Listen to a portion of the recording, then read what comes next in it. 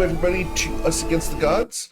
A couple things before we do get started today. If you know someone who wants to play in a Geomeric game, send them my way. I'd love to talk to them about either getting on the waitlist for a campaign slot, getting into a one-shot, or maybe even joining the Toivoan Sea Dogs. We actually have a one-shot available this week for that group. If you're interested in that, go ahead and send me a message. We'll talk about getting you into that one-shot or potentially getting into that group on a permanent basis if you're a good fit. We also have the YouTube channel where we've got tons of content. There's over 400 GM tips over there for you guys to check out. Go watch those. Do hit the thumbs up if you watch those or the ton of archives videos that we have up there as well.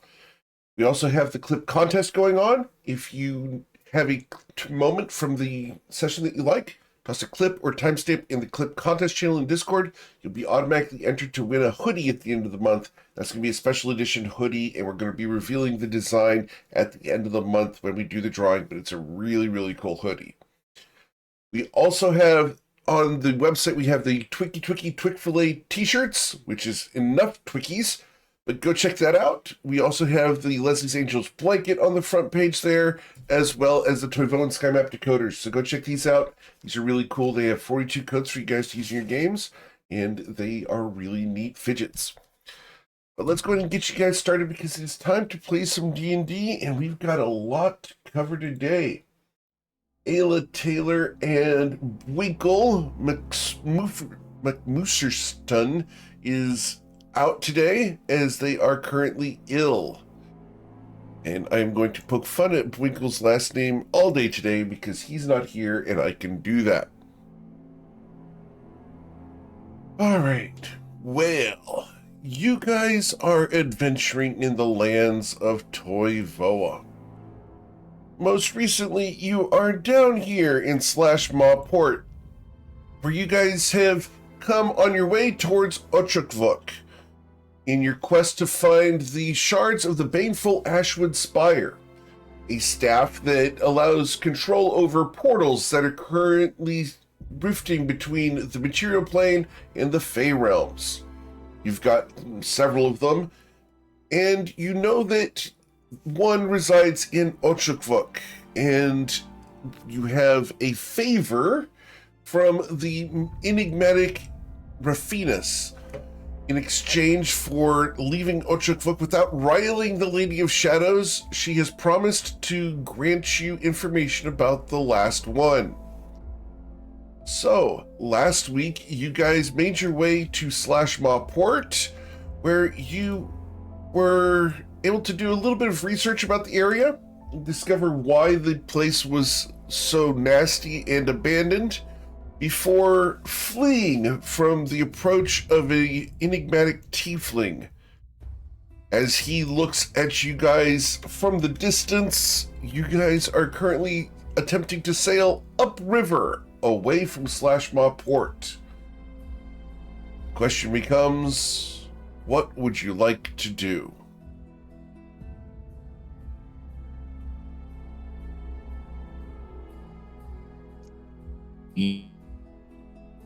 With Winkle and Ayla turning green, for as much time as we spent out on the ocean, I didn't realize they would come down with river sickness. Can I get a medicine check from you, Twilight?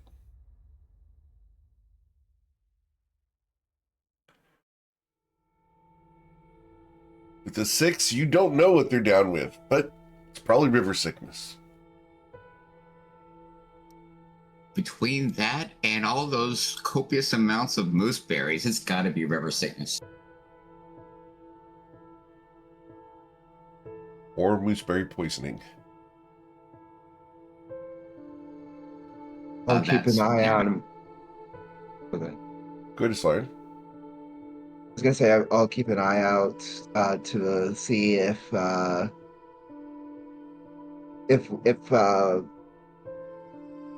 Hermenos disappears from our sight. He does. You will leave him in the distance. Eat our wake. And once we've lost him, I'll go to Romos. I'll ask him to exchange the decision as to difficulty of sailing this ship up the river? I'm uncertain. If the river holds as it is, wide and deep, we can probably make it.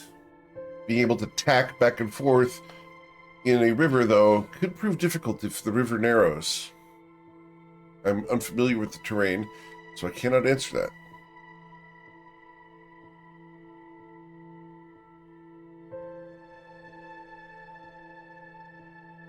Being able to go upstream is going to be difficult unless we have some means of propulsion.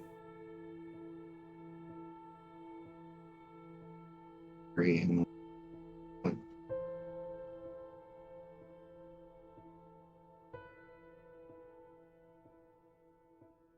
Not certain that we have enough power to row it ourselves. Is almost smiling. He smiles. My lady, if I could row this boat for you, I would. But I'm afraid that even the muscles that you've cultivated in me are incapable of doing so.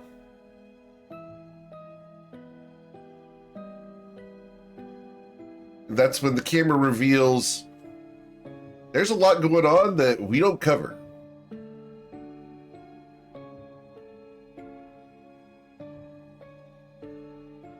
It consists of Ramos's workout montage, push-ups, chin-ups, jogging up and down the deck. We definitely good spotters for each other. Indeed. That's I didn't say it. what was I going to say? Right. That's more or less risky than trying to sail Master Menos again and hoping he doesn't notice. Indeed. So, we have no choice other than to continue upriver, lest we double back against Slashmaw Port.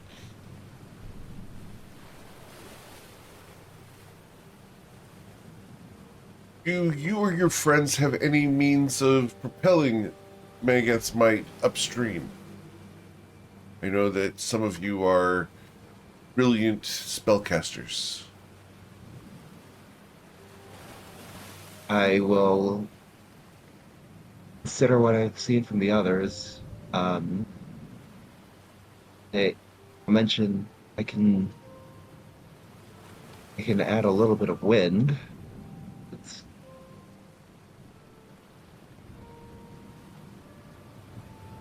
I don't know if I've seen the others cast anything that specifically can move a ship. Perhaps you should ask. Maybe they have skills that we are not aware of. Still, there's always the rarely used abilities that just wouldn't have come up at this point. Indeed. But there must be some way to travel up this river. Hopefully we can discover that from the locals, should we see any. While this Armenos seems the wrong sort of individual, perhaps we can find someone more reasonable that is willing to work for coins or threats.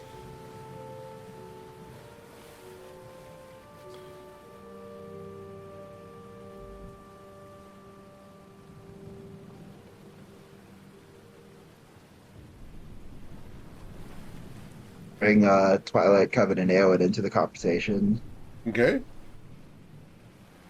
As the three of you are gestured over, beckoned by the ambassador of the Shinoza Protectorate,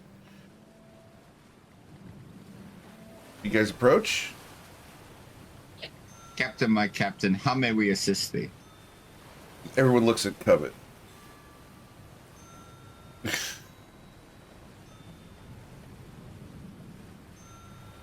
Eowyn Eowyn? does approach, but he keeps his distance because he's paranoid of the sick thing. Winkle and Ayla are below decks, locked in their Still cabin. keeps his distance. Indeed. Very well, he's keeping his distance. They're down with the sickness.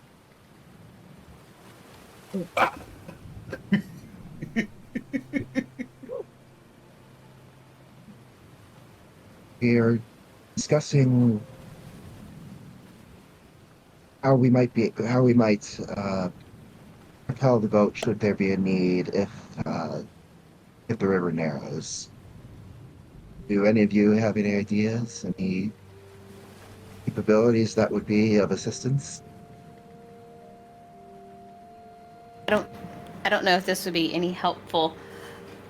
Be helpful at all, but I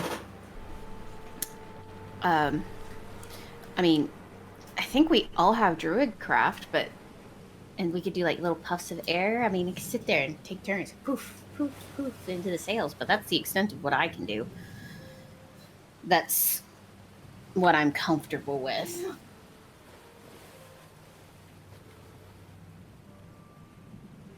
I'm not a cool warlock in that regard.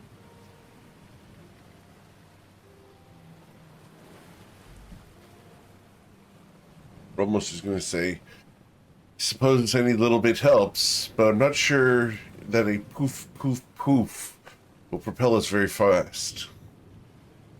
Yeah. Probably the most successful course of action is lashing the boat to a musatar and having the musatar walk along the shore. That's when you will hear a sound that I will not replicate on the microphone from below decks. It'll help him sweat the sickness out of his system. I don't think he needs much help by the sound of it. He is expelling the sickness at the moment. To remain copacetic with the current presence, that's what we're going to say. And with a lashed appropriate musatar on the shore, we could possibly use our greater steeds to assist in that process and to help escort the boat along the river. Are you saying that we should use your steeds as Jacks and Jennies?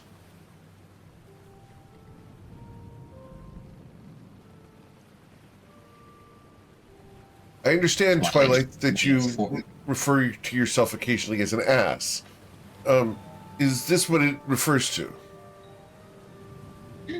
Twilight will just wait for somebody to come up with a better recommendation. She sits there and just kind of laughs at the comment. I believe the recommendation is wise. However, it would require that we be close to shore. Hopefully, we can do so. The river should stay wide for a while, though. Looking into the distance, we could probably travel for a couple of days, as we are. I'm simply wanting to prepare. It does look a little wide and deep. You could say it's deep and wide. Deep and wide.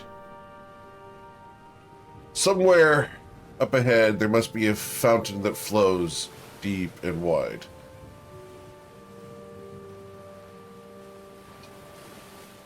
I'm sorry, guys. I had to. I'm not. I agree.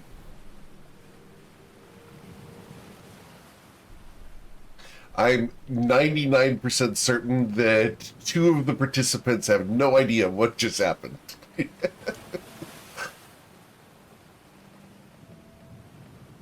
It's the song.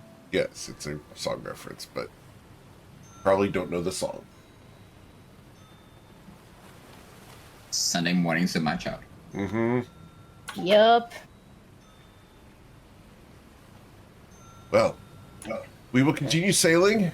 I will ask for each of you to remain vigilant as we do so. Do get some rest, and remember to eat some oranges. We want to ensure that we do not get ill like Ayla and Winkle.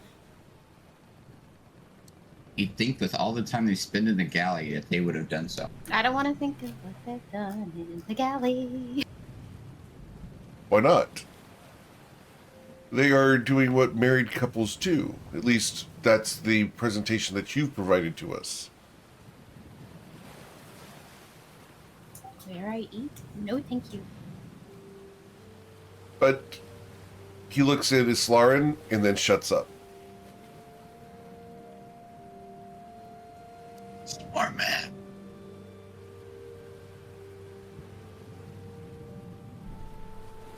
But please, get ready for a challenging journey. River travel, we may face dangers not only in the water, but from the shoreline. I mean, if we end up having to do the pulling of the ship with our steeds, I mean, I have my my phantom steed, but it'll only be there for an hour. Unfortunately, I'd have to recast it and stuff like that. So I don't know how much help my mount would be. Well, should we need it, please prepare any ropes and harnesses that would be needed for the towing. I don't want to have to ask Ayla for Winkle's harness.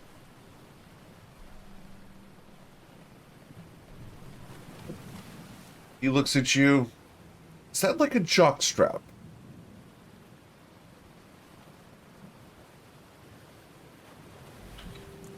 Kind of. Understood. I am not certain that I could tow this ship with my waist. Do you believe that he can?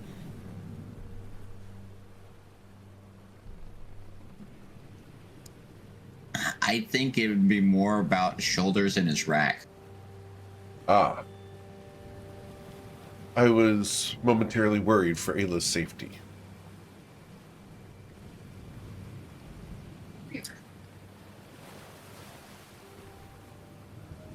Say it. He's over here laughing. Yes. And should Winkle not be able to shoulder the responsibility, Bolt may have to enhance his potential. From what I understand, you're very good at enhancing other people's potential. How did you get so good at that, Lord Twilight? Just trying to bring everybody up to my standards. Is your performance so excellent that you do not need enhancement yourself? I will let others speak on my behalf.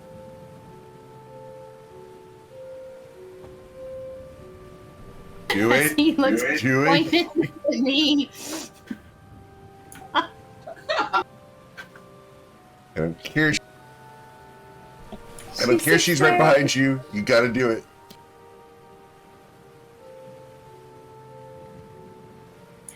Any enhancement that you done, just adds to the fun.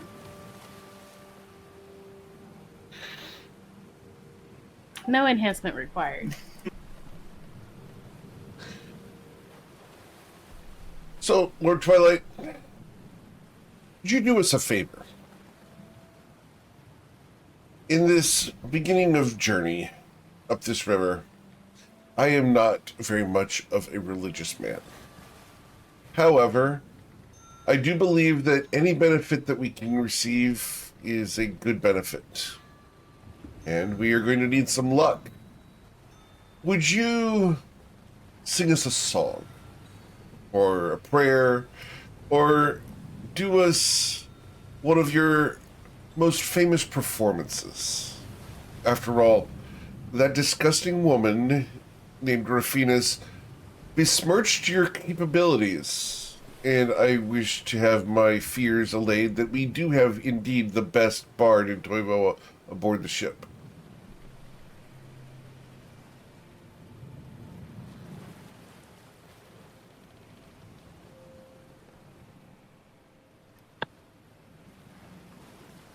All right, we'll see what we can do. He takes a minute. He pauses. He understands where the river flows. He understands our destination. He understands the future engagements and the inevitable audience with the River of Shadows, or the Lady of Shadows, excuse me. He quickly composes something. Let's see what he comes up with.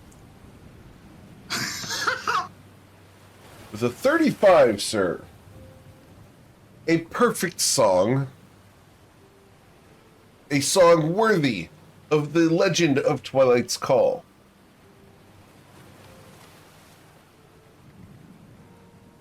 The river bends, the shadow leans. Silent reeds where death has been. Bowstrings hums, the water sigh. Twilight sails where echoes lie. Carry me, current, swift and deep, through the veiled secrets the shadows keep. Song of the grove, my legend flows, down river where the silent wind blows. Emerald eyes on waters dark, phantom rider, please no mark. Pan flute calls, the night replies, star reflected in veiled sky. Carry me, current, swift and deep, low veiled secrets the shadows keep. You're going. Song of the grove, my legend flows, down river where the silent wind blows. O Lady of Shadows, hear my plea, guide my vessel in secrecy. Let mercy be precision's art, and victory sing in the phantom's heart.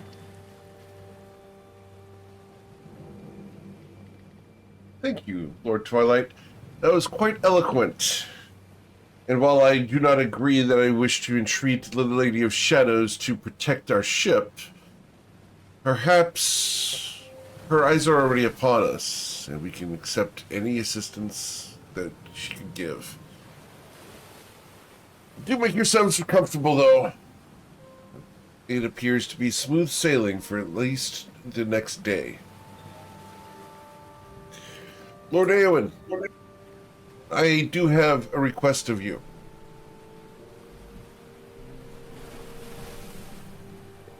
What is it? I request that should anything approach the vessel, that you act prior to them assaulting the ship.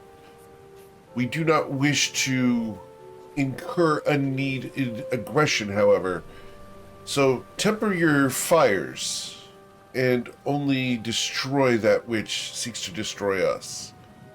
We need as many friends here as possible.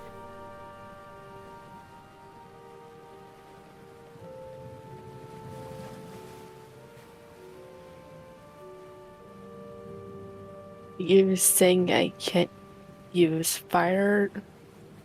Quite the opposite, my lord. Simply, I ask you to refrain until it is necessary. Once it is necessary, please unleash hell. Sounds good with me. Well, I will man the helm for the remainder of today, Lord Twilight, if you will take the wheel by night.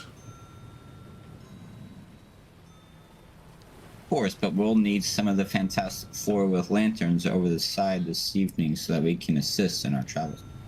Of course.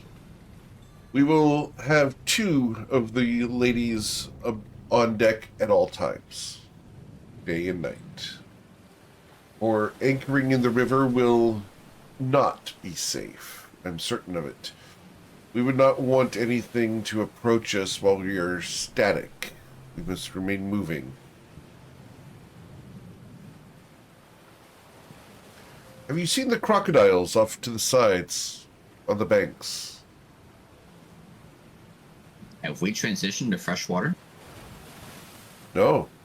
But the saltwater crocodiles are there. And he's going to point at the banks of the river, and you're going to see large, and I do mean very large, saltwater crocodiles that are 20 feet long over there.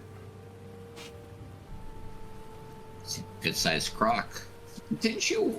He looks over at Covet. Didn't you want alligator boots there for a while? I mean, no, crocodile's not quite the same, but... She smiles and looks at him as she raises the hood of her cloak, and she's like, "I still do, but I think here, my love." And she looks at him with all seriousness. here, I think it would be best for us not to raise attention to ourselves at the moment. And with that, she looks at him and then him and Islaren and Aowen and be like, when you have a moment, guys, I need to talk to you.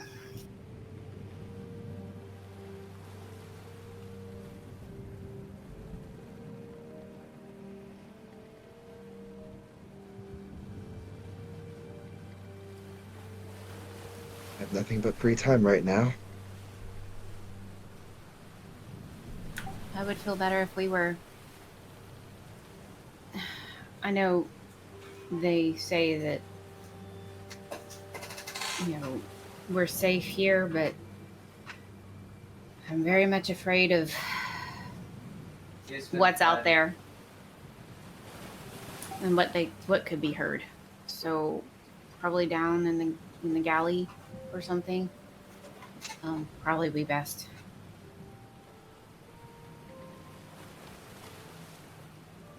Lead the way. So with that, Cabot nods and heads down towards the galley. Well, Sloan will follow. you guys can go down below decks.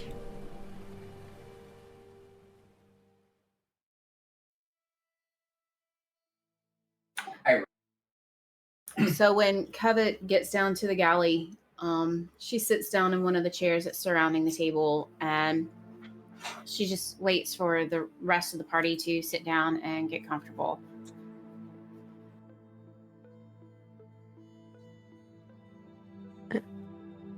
Aiden will sit down further away from everybody.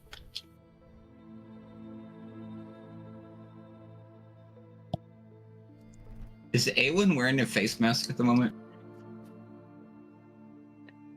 No, but he is treating his scarf like one. He doesn't want to get sick.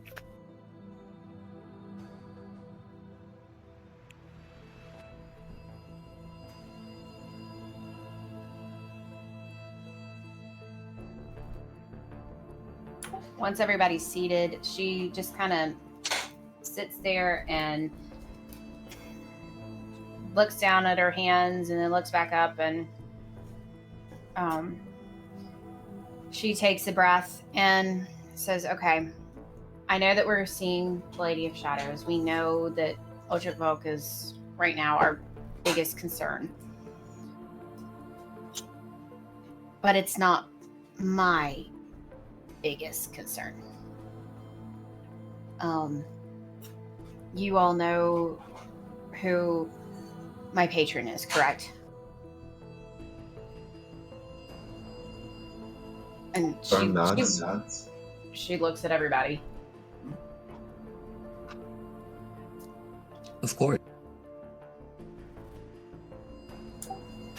Well, let's just say that my patron and the Lady of Shadows are not the best of buddies. GM, Twilight's going to think, and at the exact wording that he's gotten from Rafinus. Huh? And his understanding is that she asked him specifically not to rile up the Lady of Shadows. As long as he's not the catalyst, he thinks he's in compliance with everything that Rafinus has requested. And he's welcome to believe that.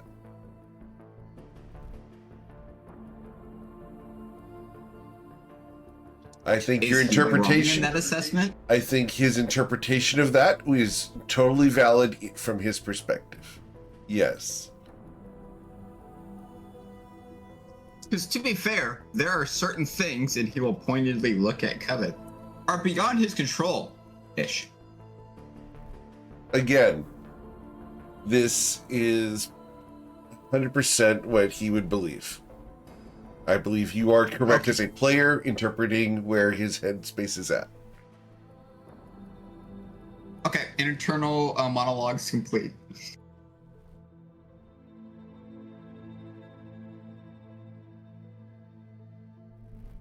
So Wesley's not on good terms with the Lady of Shadows. They are Why more not? of Why not? they're more of rivals. Or at least that's what she led me to leave. When was the last time you spoke with your patron? I can always try to talk to her now if you want. No, I just wasn't quite sure what relationship y'all had.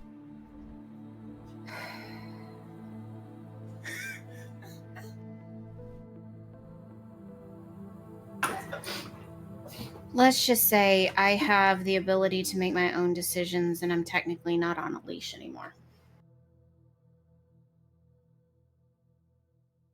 Twilight. Why good slip? The thing is that the Lady of Shadows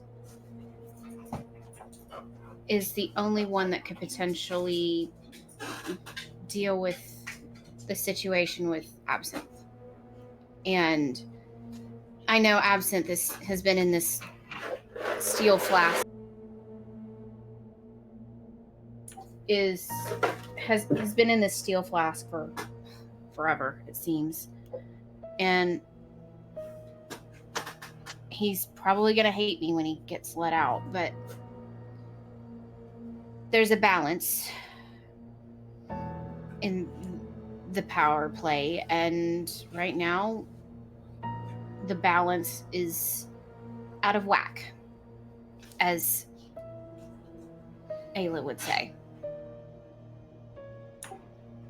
And I have been instructed that if need be, we can use Absinthe and the essence that is attached to him as a bargaining chip to get what we need. How do we approach that Oh, conversation? so Right now, the balance, and I still need to confirm, but the balance is still out of whack, and I need to, because of me. My patron took me on as a student, and in doing so made the balance funky. And to make it level again, I have to give the essence of that fiend demon thing that we encountered that is attached to Absinthe to her.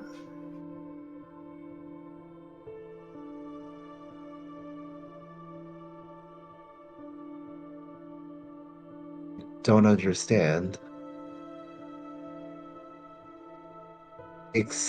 What balance is this? A balance of power. That's pretty much all it is. That's all I could get at the time. I do need to touch base again, but I'm afraid that I could potentially trigger something if my face is seen sooner than what we had anticipated.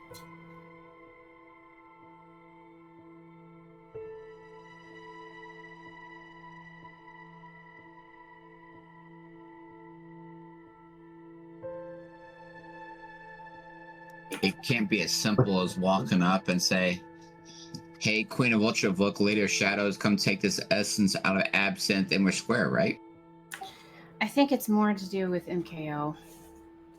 Well, I understand that, but remember that she's been in this seat of power for thousands of years. She's a signatory on the scroll of power that we've got. She's been a force to be reckoned with for this entire time. She rules over an area that does not like smooth skins in any shape, form, or fashion. So what's the approach?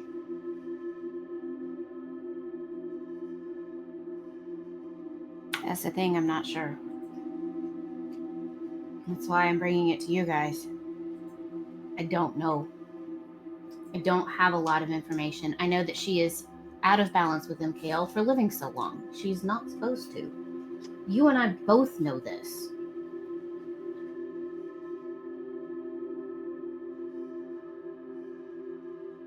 I just hope it's not a test for my devotion to MKL. I mean, we live long lives, but I am sure as hell's not immortal. There's a slight snort at the word devotion. Oh, I understand.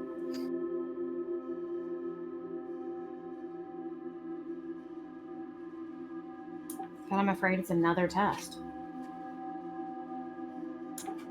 And I would love to not have this hanging over my head, as Ayla would say.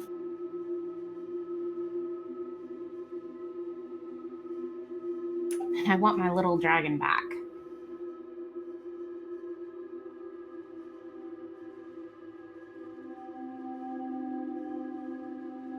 I have to save Absinthe.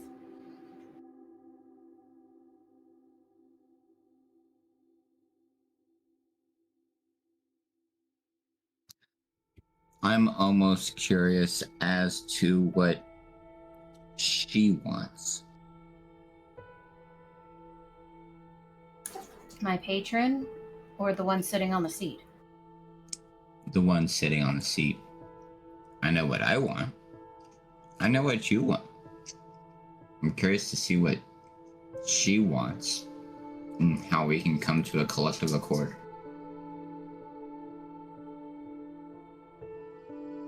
Biggest factor in all of this. Not to take Rafinus at her word unquestioned, but he seems to think. Suppose it's she'd want to be entertained some way. More along the lines of being entertained by the Protectorate and other agencies of power to recognize her position.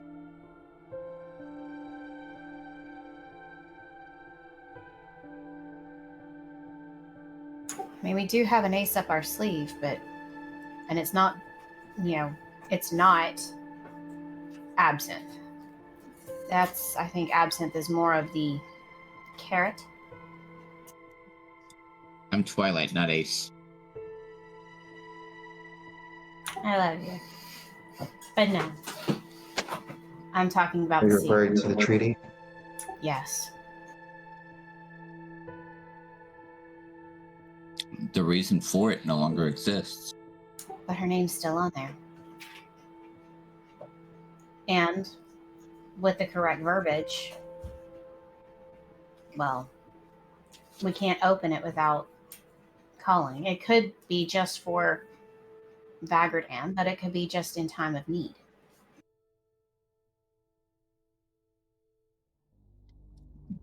GM, do we remember the exact circumstances surrounding the activation of the scroll?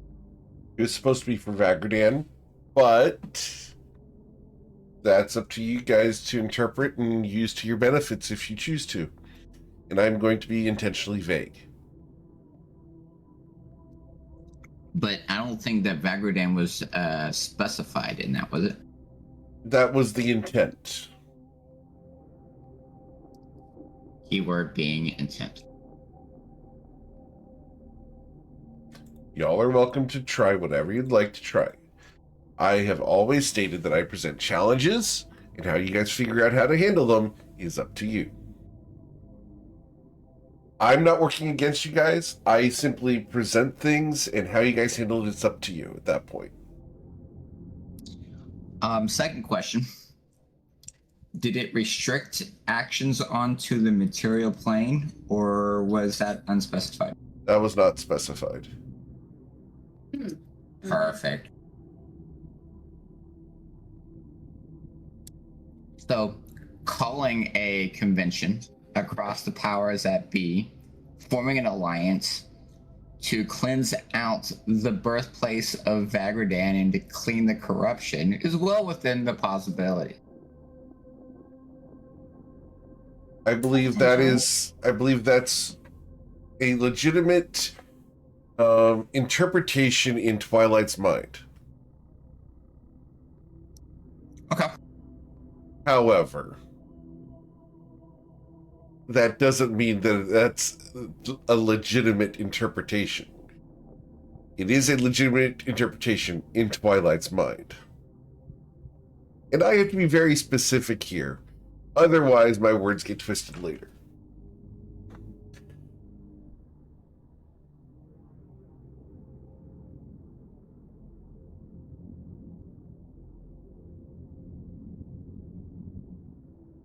So I guess going forward, we need to just kind of figure out how we want to approach her.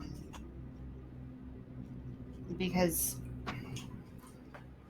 and I really, really don't want to talk to my patron while we're here, but I think that might raise a lot of alarm bells. On the boat? We're in her territory. Can that be sensed?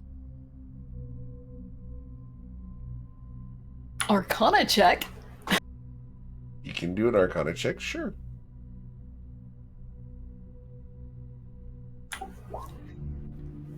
No. It'll be fine, Covet. What? It'll be fine. We'll be fine. No, she can't sense a dang thing. And you kind of see all the question marks behind her eyeballs. So are you going to seek her guidance? What was the last thing she told you? No leash, don't die.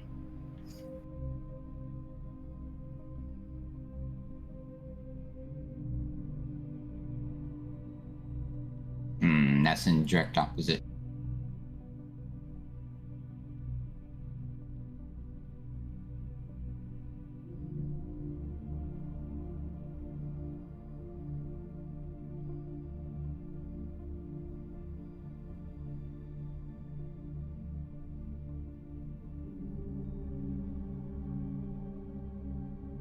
No. You wish to contact your patron? You wish to contact someone else? You want to open the steel flask here and now.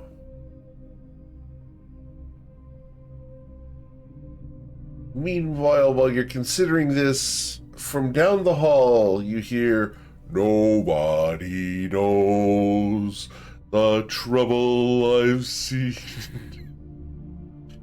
Nobody knows my sorrow." In reality, you have no idea how often he sings that song. I know. It's great. It's terrifying. You know this man's well. I'm just saying. It's almost like our GM for almost a year now. I know, right?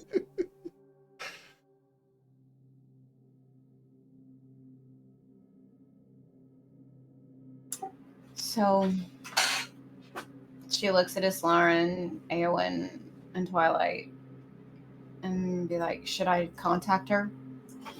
I don't know what to do from this point. Did she say to limit the contact? She did, and that's part of the reason why I haven't messaged her. I haven't contacted her. Especially here.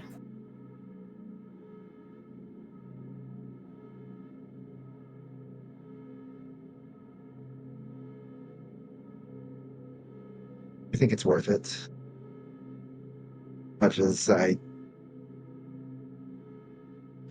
As much as don't hold Leslie in the highest of regards, I think any information or context she could provide right now would be useful.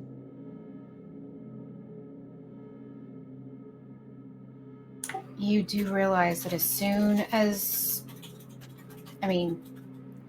As soon as I contact her, there's always a possibility of scrying. You know this.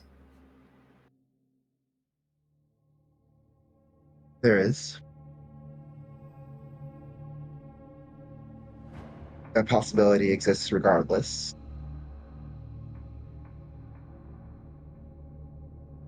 But if you think that the likelihood is so overwhelming and that the information you could get would at a disadvantage if relayed to Lady of Shadows, then I would support that decision if you chose to make it.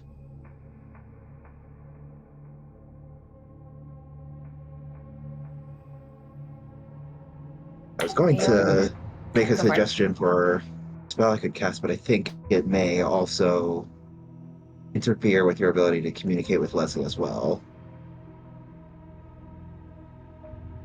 I can What's the spell? I can shield people. I can shield one target, one object from divination magic. But again, I assume that your connection with Leslie relies on that. Yeah. Kinda does.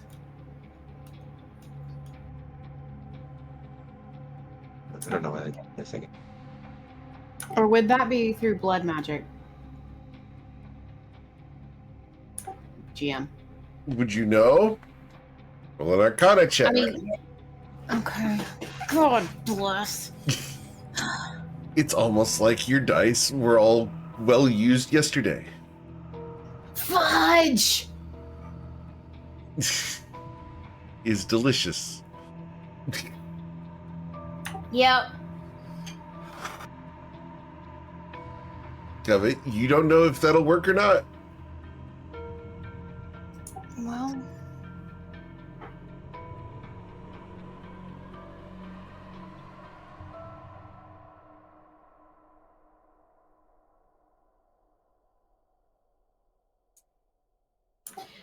do it, because based on what she knows and what she has seen and what is available,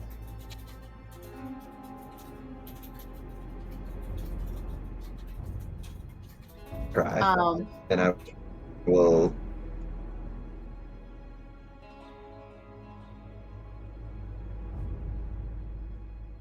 I'll place it.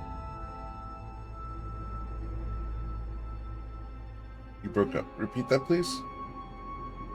I said I will place the hand on Covet's shoulder and cast the spell. Very well. Doing non-detection. Awesome. so just because she has seen what Leslie has done and that sort of thing, she knows what Leslie has. So with that, she says, unfortunately, I have to do this in private. You know this. So she nods at each one of them and heads straight to her berth, closes the door, gets in a comfortable position, and tries to contact Leslie. Awesome. As you reach out, you're going to feel a familiar presence in the room with you. Ah, Velvet. Pleasure. Are you well? Yes. Have you heard from your sibling, Tyronius? Yes, I heard that he's going to be going and assaulting the Abyssal Wraith. I've lost contact with him. Ashland Elise. He's trying to take her down. Yes. Apparently there's a contract on his head. He was supposed to do that yesterday. I haven't heard from him since. Nor have I.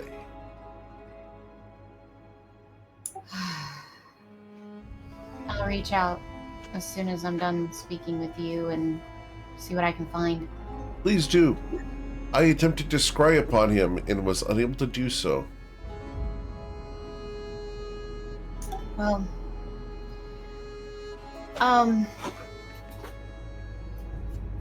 we are past Inland Point and headed towards. I mean, wait a minute. What's the what? Did we? It's not Inland Point. Slash Sorry, mall. wrong campaign. Slash mall. Sorry. And heading up the river toward Ochoco. Has anything changed since you last spoke to me about speaking with your rival, the lady? As far as you're concerned, no. I've had no developments. You seem to have been handling things quite capably. I'm very pleased. Just, I don't understand this whole power thing. Oh. This imbalance of it. I need to understand because I feel like I'm walking in blind. The Lady of Shadows sees me as a threat, which is why I asked that you not mention me when you visit. She views my presence as a direct counter to her authority over the country of Corlin. I am not welcome there, but I am hoping that your presence will act as my infiltration into the land. You're my agent, Covet. I want you to find out all you can about what's going on there. And negotiate with the Lady of Shadows in order to acquire the shard of the baneful Ashwood Spire. After all, we needed to close the portals. Learning how she thinks and how she operates today, as opposed to the knowledge I have, which is very old, will prove invaluable to us and to your husband. If you can learn how she thinks and how she operates, you'll be able to get her assistance when it comes to other shadows in the Shantaran Grove. You see, Thalia Neverwhirl learned her skills and capabilities from the Lady of Shadows, just like you learned yours from me.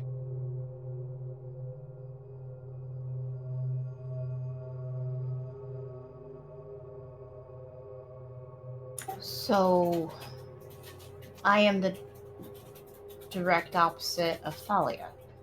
Not direct opposite, the corollary. For you to be the direct opposite, you'd have to be some holy vengeance warrior shining in light, some paladin of goodness and righteousness of the Temple of Usil far away. Covet shivers just a little bit. She's, ugh. Yeah. Disgusting, isn't it? I just wish such a creature would be bathed in seaweed and rotting.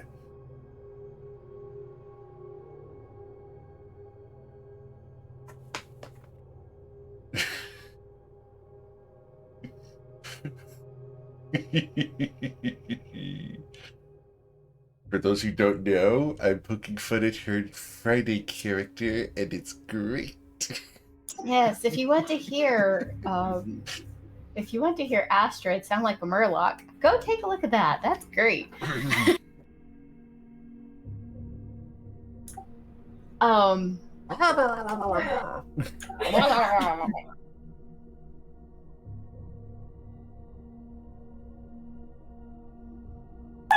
So, Did you have specific questions, Covet? Or was this insightful enough? We have plenty of time today. It's one of the rare occasions where I have no appointments. okay, who died? You always have appointments. Strangely, no one. We do have a job that we're considering. We've been approached by a very wealthy individual here in Nausea. He's asked us to do some reconnaissance. If we find out more, I'll share it with you. Sounds like a plan. We've sent various agents off. So you wouldn't happen to know where the last shard is, would you? I mean, Rafinus is holding that knowledge Really? from us. Well, that's an interesting name. What do you know? I know that Rafinus is up to something here in Nausea. She was spotted at a restaurant, sitting with a green-haired paladin, an elf of some renown, by the name of Sason. She's been whispering in his ear. We couldn't hear what. But she's up to some, as your husband would say, shenanigans. She's not wrong. You're not wrong. She came to us of her own free will. Truly? Well, That's interesting. What did she not say? because- She says she knows where or has information on where to get the last shard, but and she'll give us that information as long as we don't rile up the Lady of Shadows. She wants the Lady of Shadows to stay in Otrafolk. Interesting. Specifically, stay in Otrafolk. Then this is a very unique situation where I believe our aims align with those of Rafinus. Or at least Venn diagrammed nicely. Twilight's not going to be happy. You know they're rivals. Yes, but Covet. You have a certain set of skills that I was not involved in developing. And I know that if anyone can convince your husband to work with us and to overlook the situation and his distaste for the position he finds himself in, it's you. You can convince him to be nice for at least a little while until we determine how Rafinus's aims are counter to ours. Because I'm certain she's up to something, as I suspect he knows. Yes. But a temporary truce. Not a surrender, but a manipulation towards our own ends would be beneficial if we can keep his temper in check.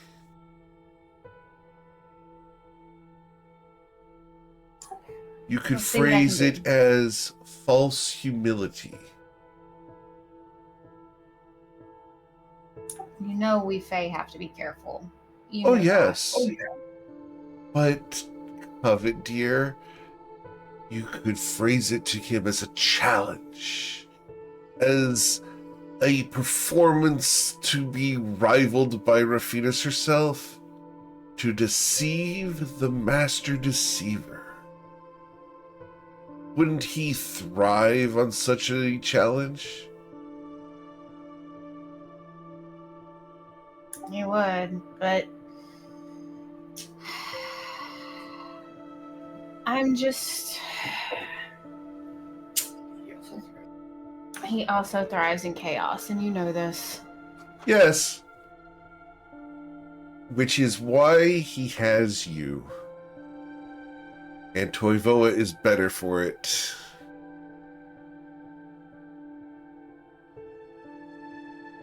So, other than just knowing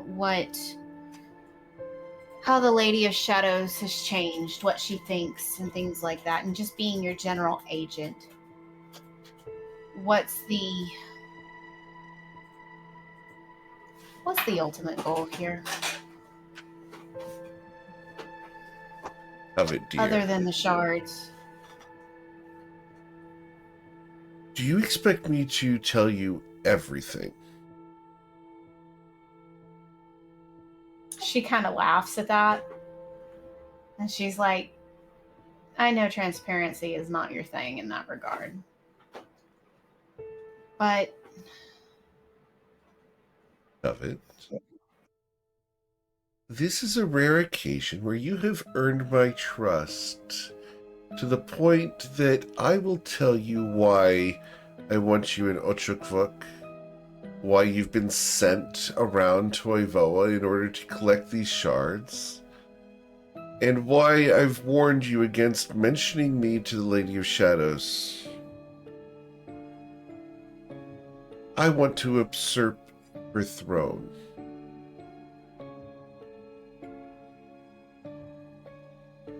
Ochukvuk is a powerful place in Toivoa. The Lady of Shadows, well, she doesn't use the power that she has in an appropriate way. I believe that new leadership is necessary in order to ensure the furtherance of the Longstriders Consortium. And you know that I will do anything for the Consortium. Even sacrifice my own power to empower another. Teach her my skills. Lead her on a most epic of quests across the planet. Train her and groom her in order to become a powerful force of intimidation and shadows. A politician to rival the Fey courts. I would encourage her in her journey. Ally her with powerful friends that she eventually grows to call siblings because she's so attached to them. And then send that powerful agent to my bitterest rival, not as a spy, but as an emissary, to gather knowledge and return it to me in a way that I could not do myself. Covet von Sin, if you continue in your path, there's a point in time where you would replace me here at the Consortium. And I, the Lady of Shadows, in Ochukvuk.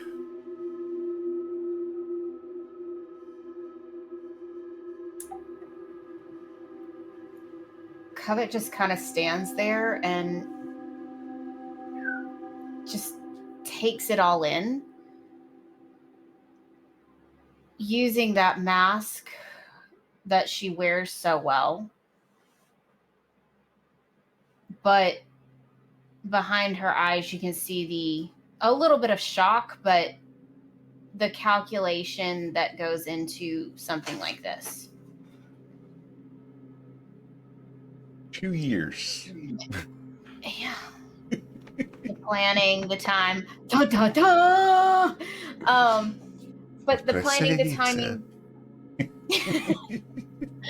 The planning, the timing, all of that. And she's like, she looks at Leslie and be like, but what of the Grove? What does that have to do with all of this? Is this just reaching more? Oh no. By gaining power in Otrikvuk, I will directly be able to influence the powers of the shadows in the Shintaran Grove. The Shintaran Grove is a very powerful resource. Your husband ruling the Shintaran Grove will be beneficial to the consortium. Having a foothold in the Fey realms and having him lead the consortium at that location will prove beneficial to all. I believe that your husband, Twilight's Call, will make it a great leader. One to master that island and bring it to bear as a powerful force in the Fey realms. An expansion, you might say, a franchise that he could lead in order to ensure the continuance of the consortium. So, you do know that our goal is to banish the shadows from Shantara Grove. Yes, and they must go somewhere, Covet. Where would you send them? Malajarak? Thankfully, no. Or Not would you absorb Malajarak the proper, but through the rift that Thalia Neverwhirl has opened to the Dark Frost.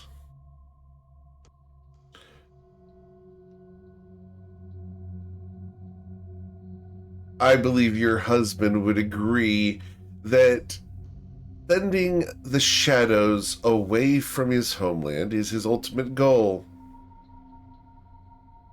And being able to get rid of them into a disposable place that is already corrupted is a far better option than simply attempting to eradicate them, which is impossible. So, Agreed. sending them to the Dark Frost is the ultimate plan. You thought I wouldn't tell you, but Covet, you've earned my trust. You've been off the leash for over a month now, and managed to survive. I haven't even needed to check on you. I've been doing so much of that with Tyronius Evilite. Yeah, he's a whole kettle of fish, isn't he? As Ayla would say. Indeed. Your other brother, though, Tay, he's been up to some projects in secrecy. Did you know he lined his laboratory with sheets of lead?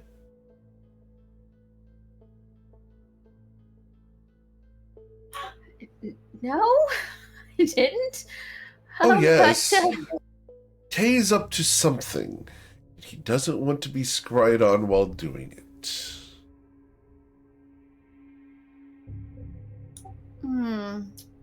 I apparently have a couple of letters to send out, don't I? Potentially. If you can find out, I'd greatly appreciate it. Me snooping is viewed as intrusive. Yeah. It gives mom vibe, and that's not good. No, not necessarily mom vibes, but definitely mother-in-law vibes. Yeah. Which that I haven't met mother-in-law, but yeah, I wouldn't know. So, No, your mother-in-law is long dead, sadly, Covet. Have you considered that you might consider adopting me as an Ursat's mother-in-law? I haven't thought of it, honestly. It's gonna take some time to think about that. But I had a question. I'd gladly adopt Twilight. Oh, I'm certain that would go over well. I don't think it would. However, it would be funny. It would be funny.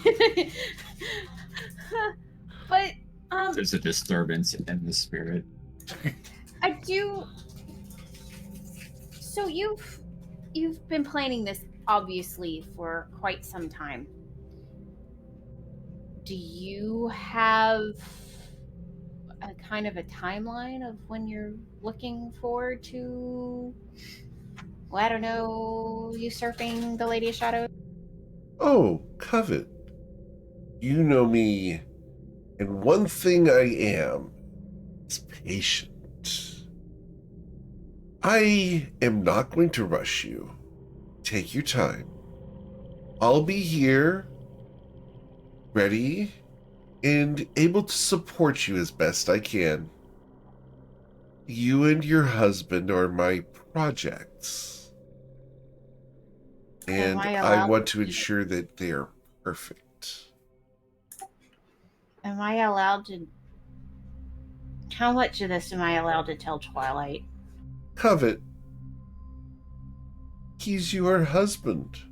If I didn't want him to know, I wouldn't have told you. Do you believe that secrets are good in a marriage? Never. Exactly. Nor do I. I don't reveal anything to you that I wouldn't reveal to your husband about you.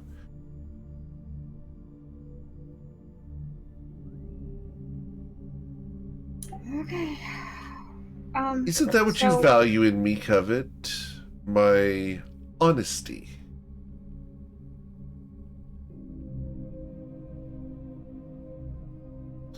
I definitely value it.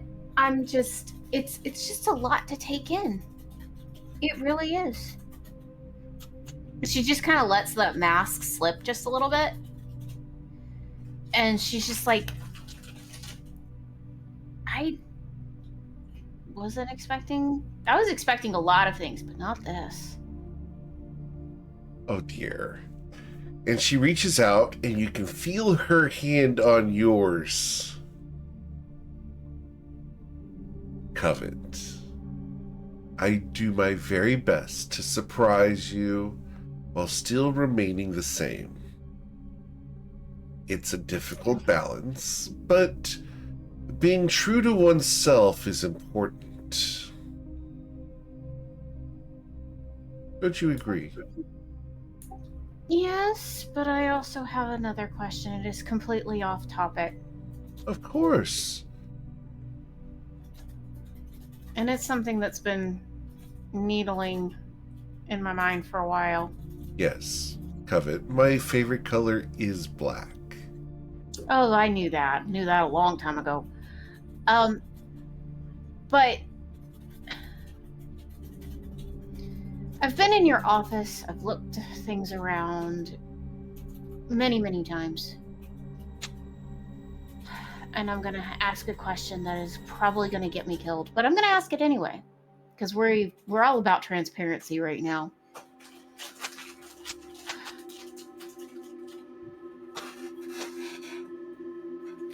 You're alive, you're breathing.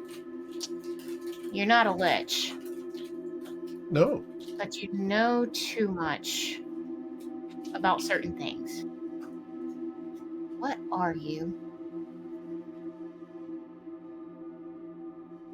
Covet, my dear, I am a friend of yours. Brother-in-law. That's a mother-in-law answer. She smiles. Covet. Leslie. What am I? Well, in this case, as my closest student. What exactly? She smiles at you. I'll only say daughter-in-law once Twilight calls me mommy. She covers her mouth before she says anything else. And she's like, okay. Mm-hmm. She almost... she's like, in that regard, I don't share, but... Is he already, Covet? I understand. That's not a no, Covet. So is it safe to say that... You're All right. deflecting, dear Covet. No, I'm not actually. I'm sticking to topic.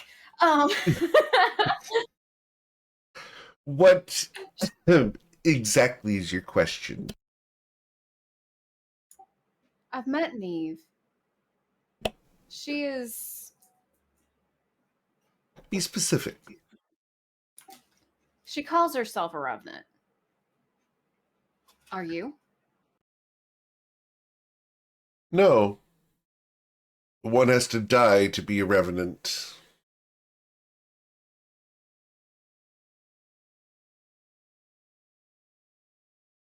You're just chosen then. Well, not just. Of course not. But I do have one more question for all of this. Oh, don't lie to me, Covet. I know you are not just a chosen. You have plans. You have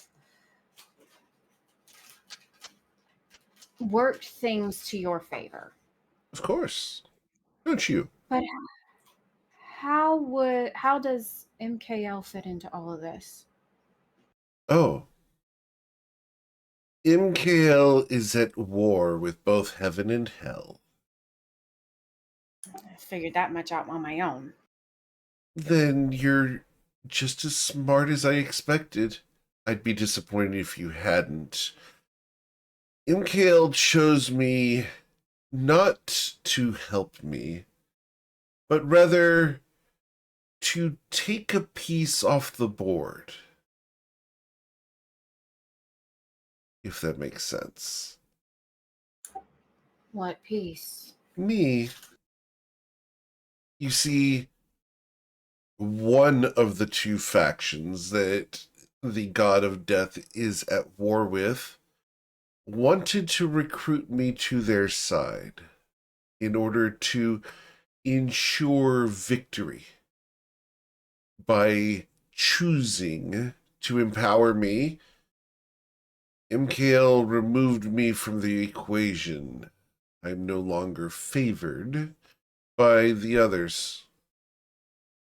MKL, well, I'm not a fan of the concept of endless purgatory, a nothingness of MKL's embrace. I believe that those who do good should be rewarded in the afterlife, and those who do evil should deal with that consequence as well in hell. Don't you, Covet? Yes. Well, MKL works directly against that. When all are equal in death, a mass murderer psychotic demon is on the same grounds as the greatest saint. You think that's right? No. Well, nor do I. But MKL said, oh, out of all of the mortal people, out of all of the beings on Toivoa, I choose Leslie Harkle to be my chosen emissary and one that I imbue with power upon the planet. Now, I'm here. And I work tirelessly to not join MKL in his ever-loving embrace. Agreed. So,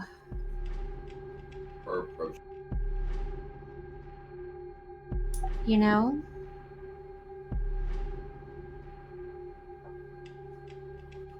I think you and Twilight would get along a lot better than you think. Oh, I think we would get along famously. once we get him to say that one little word. 3 letters. 2 of them starting and ending with M. And in the center, a big O. Uh-huh.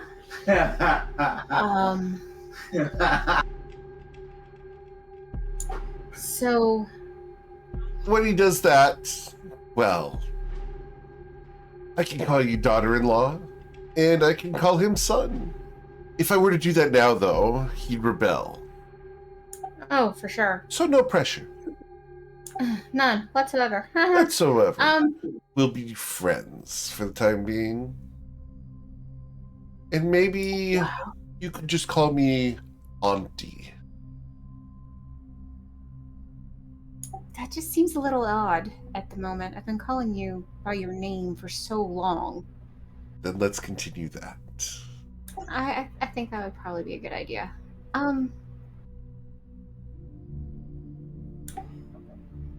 Wow. Okay. Did you have any other questions? I know you said you had one last question, but that was several questions ago. Every time you give me more information, it's like, what? Well, it's important that you know these things when going to meet with the Lady of Shadows. Don't you agree? Is there anything that we shouldn't do other than mention you? Oh, yes. Many things. Specifically with her. Specifically with the Lady of Shadows.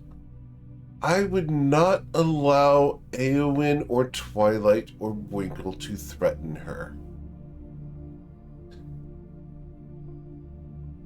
You see, Twilight threatening her would be a political faux pas. Winkle threatening her would be a physical faux pas and likely get him killed and start a war between Reston and Corlin, which would serve exactly the counter to our aims. And Eowyn, as a governmental representative of Reston, a member of the Blue Cloaks organization, well, allowing Eowyn to speak could be bad or would be very beneficial. You see, Eowyn's the wild card in this whole mix. The uncontrolled agent.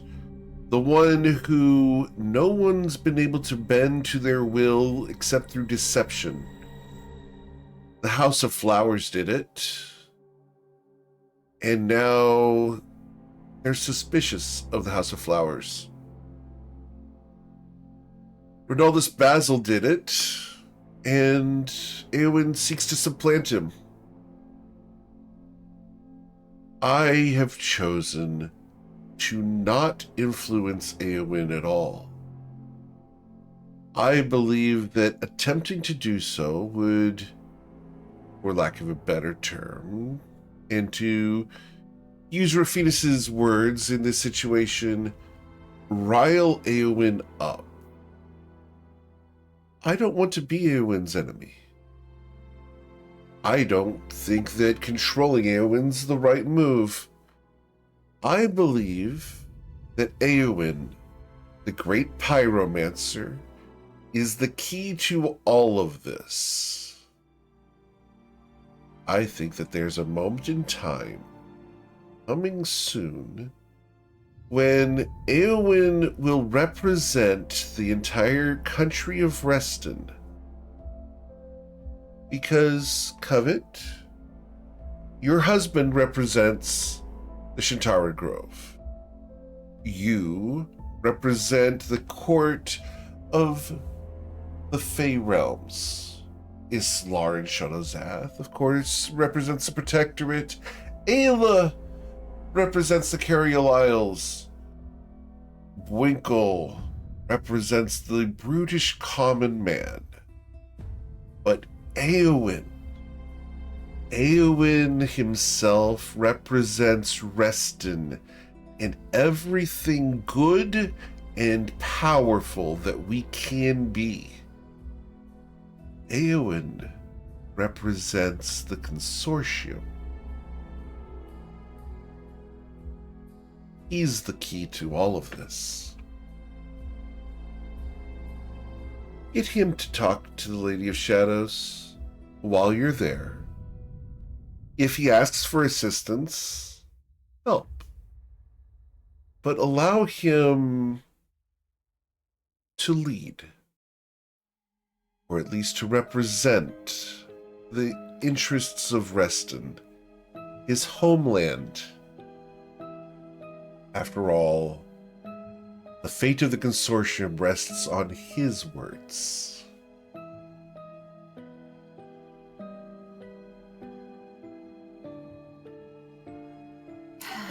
Well, that's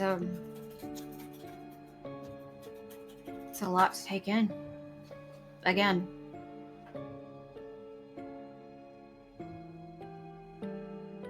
I just hope that we get the information needed. Of course. And Covet, remember, resources are there to be utilized. Your friend Eowyn is a powerful pyromancer in his own right. He'd make an excellent representative in Ochukvuk.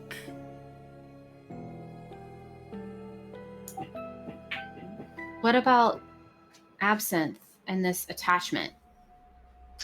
Well,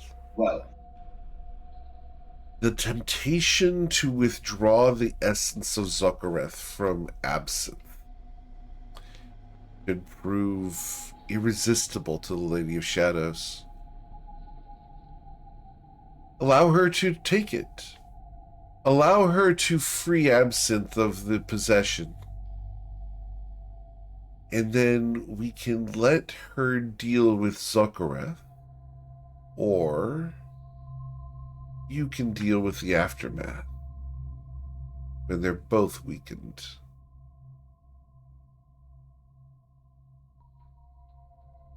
So are we supposed to use Absinthe as our ticket in then? I think that that's an excellent idea.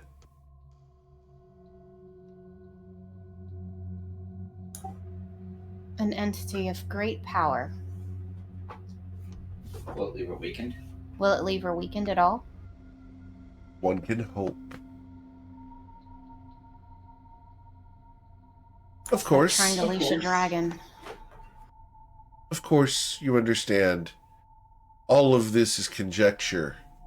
I haven't spoken to the Lady of Shadows in a very long time. She may have changed. But if I were her, I'd want access to what's in the iron flask. I'd want access to a great pyromancer, to the future ruler of the Shantara Grove, to a emissary of the Fey Realms, a princess of the Carial Isles, the ambassador of the Shinozan Protectorate, and a mighty warlord in the form of Bwinkle. Wouldn't you, in her position? We're it would be offering beneficial. her. Look at it from her perspective. A gift basket called the Manigath's Might is on its way to Orchukvuk, carrying everything she could possibly desire. Why wouldn't she talk to you?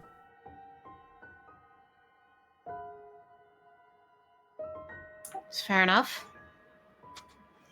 And Kevit looks at her and satisfied that she's answered all of her questions. And Do you smell burning, Covet? There's smoke coming from your backpack. You might want to go look at that. Oh, great. Okay. She gets up to go look into her backpack, but then she looks at Leslie before she leaves and says, "Do you really want him to call you mommy?" She smiles. No, but I did think it was funny in your reaction. That's what I thought. Okay. And she's then going to walk through the wall. Covet looks in her backpack. And you smell burning paper from inside your backpack. There's flames that come out once you open it. I use control flames to put it out.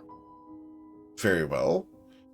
You will then smell the acrid scent of acid. The smell of death. The scent of ozone crackling inside your backpack. You look inside, and the tome of Zorif Zaf is nearly destroyed. Only the cover remains left, still crackling with green energy. Lightning sparks across the cover. The charred edges of the book burn away, smoldering after you've put out the flames. She carefully pulls it out, making sure not to touch any of the acid. And it drips with poison onto the floor. Necrotic shadows crawl off of it. The book has been exposed to every form of draconic energy known to man.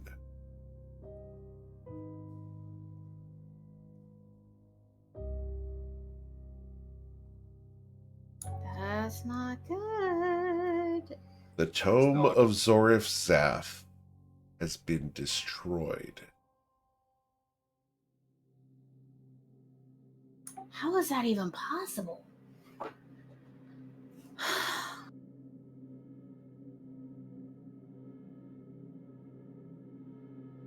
So with that, I mean, is she still holding this thing carefully? Only the spine remains now. And she's just like, And that'll be gone in a few seconds. and she lays it down on the desk, and she's just like, "Brother, what have you gotten yourself into?" After a few more seconds, nothing's left but a stain on the desk. Please remove the Tome of Zorif Zaf from your inventory. No. And you can thank the Friday Night Lights for this one. My heart hurts. Oh. And she just kind of raises a prayer at this point to anybody who could hear her.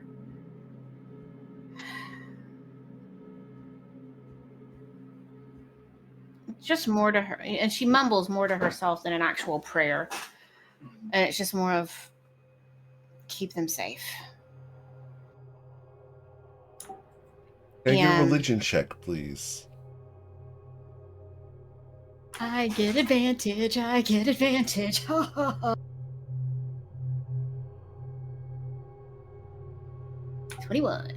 With a 21 of it, you're going to feel a presence around you, a comforting darkness. Not that of MKL. Another god has heard your prayers. Nope. Oh, snap. Oh, snap. And somewhere in the void of the astral sea, a monstrous creature is diverted away from its prey.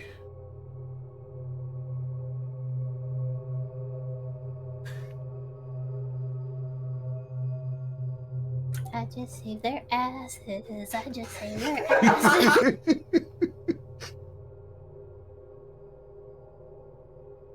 Covet. You look around and you realize there's a lot you have to discuss with the rest of your party. Yep. And I discuss it with the rest of the party. Actually, she just kind of shakes off that weird inky black feeling that she just got hugged by, and she's just like, well, that's weird. It wasn't clammy, it was more like a large, soft pillow. A overstuffed, down presence that just hugged for a moment. Darkness. Hello, darkness, my old friend. Indeed. She hums that as she walks out the door and heads toward the galley, where she left everybody. She's assuming everybody's going to be there. As you're headed down the hall, you're going to hear a song coming from the door belonging to Ayla Taylor. A spoonful of sugar helps the medicine go down. Medicine go down. No!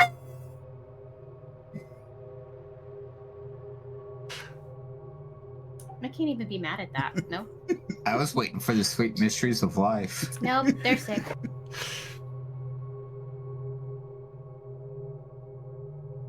So you return to the party, all in the galley. Are y'all still in the galley? That was fast. How long was I gone, GM? Oh, about 15 minutes.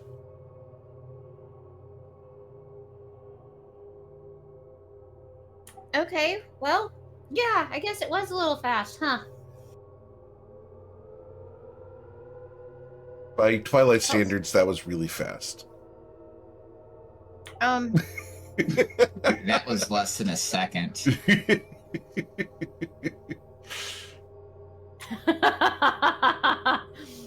I just got a message and that was great. I don't know what the message was, but if it makes you that laugh that hard, I'm sure it's good. It is.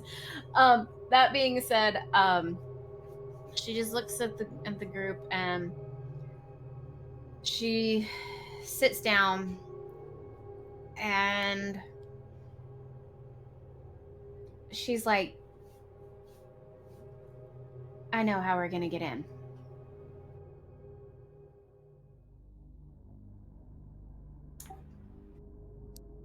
Oh. And she tells them everything that she feels comfortable with, except for the usurping and the ultimate plan of Leslie. She is going to leave that for Twilight what alone. do you include to the party? Let's go ahead and just go through the checklist of what do you tell Aowen, Islarin, and Twilight. She tells the group, frankly, looking at it from her perspective, we are the gift basket of representatives. I mean, that was the purpose of our journey, was to gain clout, to acquire titles, to gain political influence, to appease the appetite of the lazy of shadows. And we have it. And she goes through the list. She has the heir of Shantara Grove. She has the ambassador of the Protectorate. She has, a princess of the Carial Isle. She has the representative of the common brute strength man with the most Twilight snorts. common man. You have she looks at, she points at herself. She has a representative of a Fey court from the Fey Wilds. You have, and then she points at Aowen and is like, a representative of Reston, of all that's good. We are, who wouldn't in a political mind at this point not want to meet with us, especially if we have the ear of some pretty powerful people.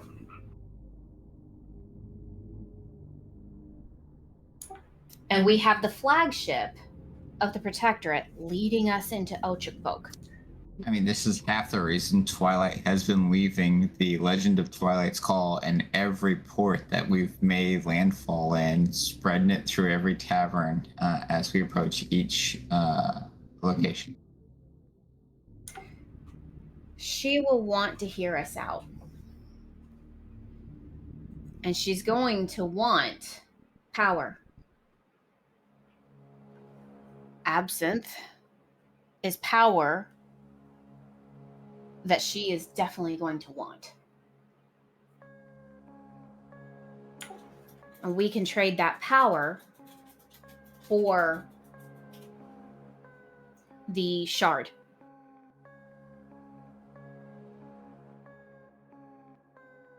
And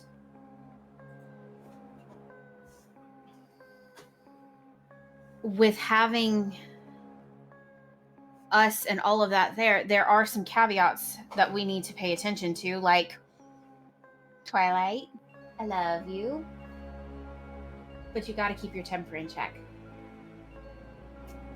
I don't plan on getting pissed off. Why would I get pissed off? You have to keep your temper in check. We are in a political situation. What would make me angry? I don't know. I don't pretend to know. I'm just saying, please keep me in check. Keep you in Twilight check. is staring at Covet because there is something there that she's withholding from him that he will want to know. Because, my love, if anything could be said directly against me, or the slightest inference of an insult, you lose your mind. And,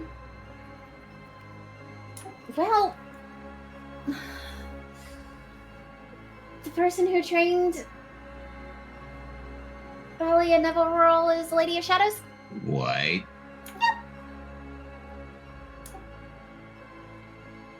Really? Yeah. So you really are going to have to keep your tongue in check. She trained this supposed archfey? Just as Leslie trained me. Twilight's gonna brood on this for a while. All the more reason for us to get the upper hand. Perhaps that's the reason she went to Ochakbok. I'm sorry, say that one more time. It's my internet, not yours. Perhaps that's the reason Thalia went to Ochakbok. That's a very good reason. Just as I would talk to Leslie, she would talk to the Lady of Shadows. So the power she acquired that allowed her to harness the shadows to supplant my family from the island came from Ochakbok? The Lady of Shadows, potentially, yes. However, so what would cause her to go against her protege? Absinthe, and what's attached to him. You're sure of this? Well, it's either she takes the essence and has to deal with it herself, which potentially could possibly, still in theory, weaken her, or the aftermath has to be dealt with. But Hold on real quick. GM question. Hmm? Is the Lady of Shadows a title, position, or a person? Would he know? He's suspecting at this point in time. Okay. pieces are being put together in his head. We're just gonna say that. The question is along the lines of the signatory on the scroll, and whether it's binding by position or binding by individual. Would he know? He's questioning right now. Okay. Questioning is totally valid. I'm not sure how he could find out or what method he could use to find out, or whether through the schooling or the library or any of the other things that he could find out. But it's something that's batting around in his head right now. Gonna get an insight check from Twilight to see if he can figure it out. With an 18, he could ask his wife if she has any insight. Since she is still on a roll, he's not going to ask her. Very well. Very well. At least not yet. Understood. It's her moment. He doesn't want to disrupt it. He's letting her shine here in the galley in front of the crew, showing her leadership. I'm not the captain.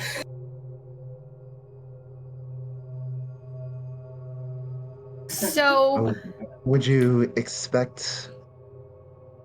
I suppose. What would you expect the shadows to do with essence that's attached to Absinthe?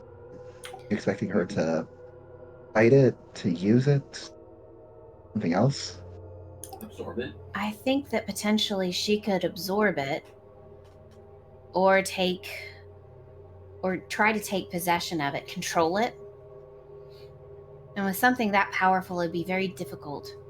She would have to, it could potentially weaken her. She could use all of her resources and it weaken her. And that's a lot of power. And I don't think that she'd resist it, especially since she draws a lot of her power from those shadows in Shantara Grove right now. So why would she want to disrupt that? Great power corrupts absolutely. She's been around for a long time. She thinks she's invincible.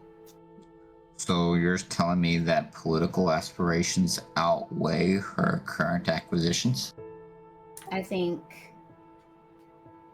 political aspirations with extra power could counterbalance all of that. Is there any point where the temptation causes a fall? There's always that potential. We've danced along that line the entire time we've been out. Is that something that we're pushing for? For the first time in my life, I think Rafinas is right. Woman, bite your tongue. I know. But keeping the Lady of Shadows in place where she is, I think would be most beneficial. Especially since Rafinas knows where the last shot is. So a temporary appeasement? Truce, for now. Temporary. Because Rafinas deserves to be held above a sharpened spork, lowered slowly. I understand that, and I could not agree more. However, the enemy of my enemy is my friend. There's going to be a slight growl from Twilight.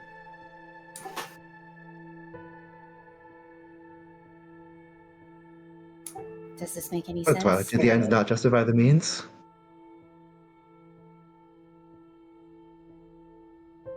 There's going to be eyes that look like daggers thrown at Aslarin. Covet just kind of laughs just a little bit because she sees what has happened here, and she's like, she looks at Aslarin and goes, "I'm so proud." Twilight will look at Aslarin. Are you telling me to go with this appeasement of Rafinas? Not necessarily.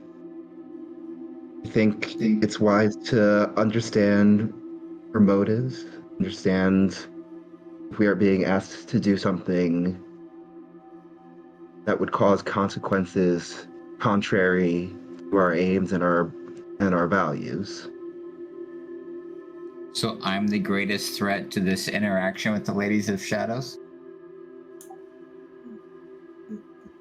Your temper could be. What's the other one? Well, Winkle could threaten personal harm, which would also get him killed. So we need to not mess with his headband of intellect. That's a bad idea. Well, for the record, the on again, off again didn't reset him, so we're good there. You actually tried it. I thought you were kidding. No, that was a couple of days ago. Twilight. It was Awen's idea. And Covet looks directly at Aowen. But nothing was my idea. Of course, we were up there on the bow. We were having a conversation. You asked about whether or not we could take the headband off and on again, and whether or not it would reset him. Oh yeah, that was my idea. She just kind of cocks her head, and she's just like, she looks between Twilight and then Aowen, and then it's Lauren, then back at Aowen and Twilight, and then it's Lauren again. She's like, what is happening here? Awen had a good idea. I wanted to try it. And it's Lauren, she threw an absolutely gorgeous zinger at you. What is going on? I love this. Okay, so based on everything that I've told you, do you have any questions? So you wanted me to engage the Lady in Shadows of conversation, bring out my absolute prowess in conversing and communicating, or are you trying to throw somebody else at the problem? I think that letting someone else take the lead this time would probably be a good idea. And who would that be? And I look at Islaren, I look at you again, and then I look at Aowen. And I said, Aowen is the one that needs to take the lead. This one? Why this one? Why me? See, even he agrees. Because Hey, Twilight. Yes. Aowen, you're the one that represents all that's good. You're the one that represents Reston as a whole. Me representing good. You voice your opinion after much thought. You may not say a lot, but what you say has weight.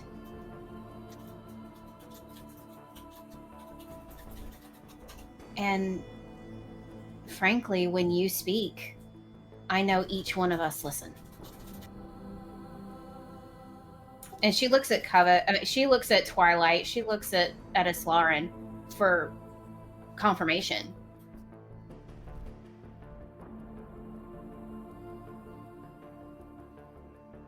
Our nods.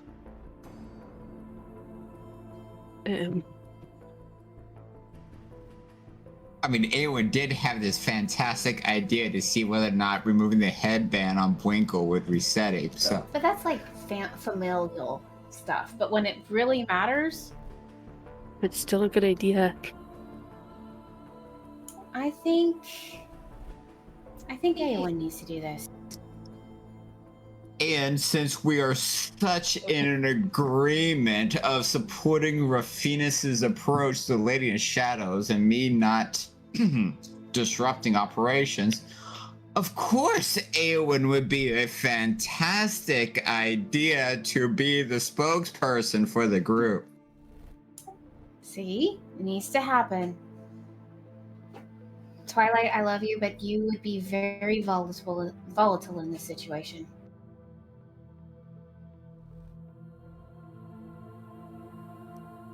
I think I will sit back and watch Aowen's capabilities as he engages the Lady in Shadows. Let me know if you need some performance enhancement.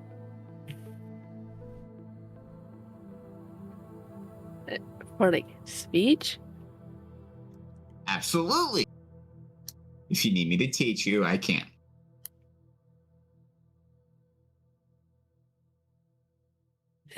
Um, It'll be fine. It'll be like standing up in front of people with no clothes on. what the hell? Oh, no, wait. You're supposed to picture everybody else without any clothes on. My mistake. Where's my wife when I need her? Dead.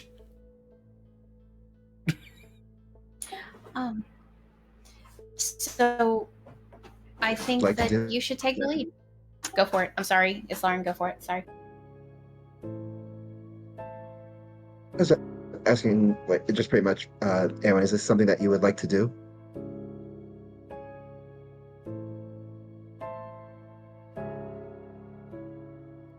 Well, I mean, if he's supposed to take over the blue cloaks, he needs to learn how to approach the courts.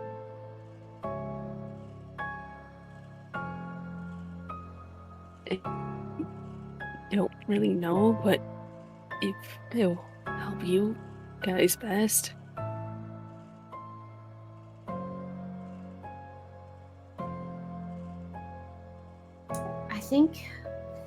I think you can do it. Not think. I know you can. Twilight slaps the table. We're agreed!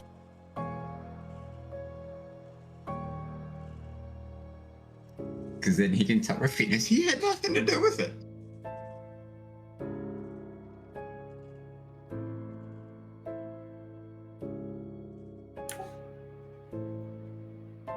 You okay? Of course I am. Not you. Aowen. Oh, right. You'll be fine.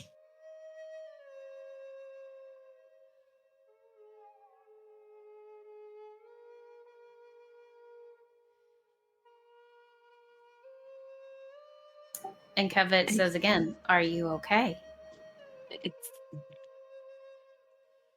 It's a lot, but I think I'll manage. I don't really do this often, but if you need me to give you some inspiration, I can assist.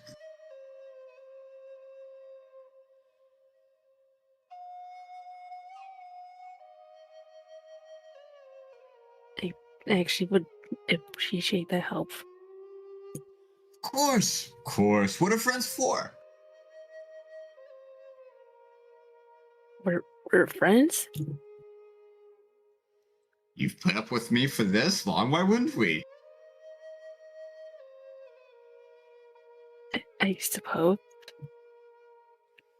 I think we're way past friends. I think we're more like family now. Dysfunctional. We may be dysfunctional, but we're family. I do not want to be brothers with Twilight.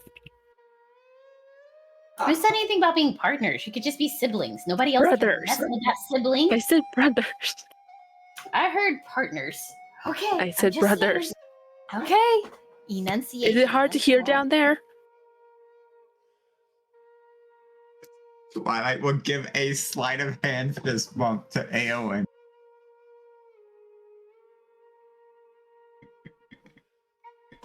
See how it is. That hurt. Really? Oh, I'm just letting you know that we are a family. Because this one let it slide as she points to Twilight. Oh, that hurt. The burn! Don't worry, I'll bring you up to my level later on. I need a stool, apparently.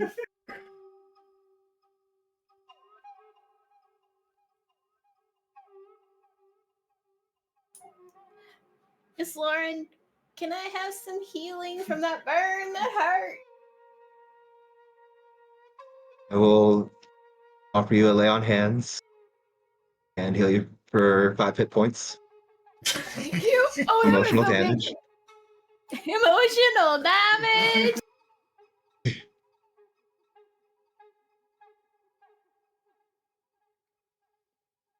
Thank you. He's grown so much, I'm so proud. So, as she looks at at Islarn and just kind of laughs the whole thing off. She looks at her and is like, "So how far out are we from Folk? Do you know?" But it'll depend on the river and how passable it proves to be. Uh, how far out would we be under ideal conditions? Ideal conditions, 3 weeks.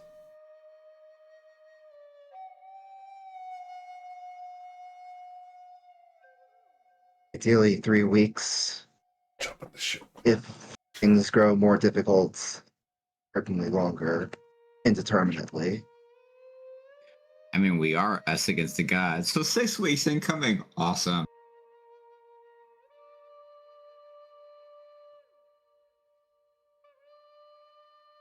Out of character, you guys are going to be there much faster than that, I think.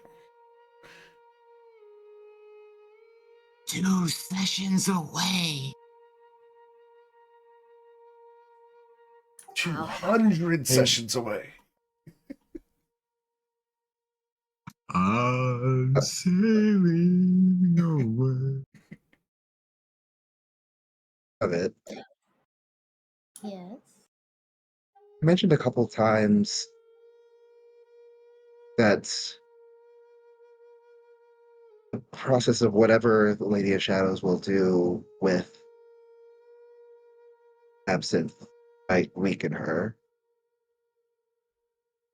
That's something you expect to be an advantage? I think it could be. I mean, if you think about it, every time you learned a spell, didn't you feel a little off for a little while? No. I'm shocked. I always kind of did. I'm certain it would be kind of the same.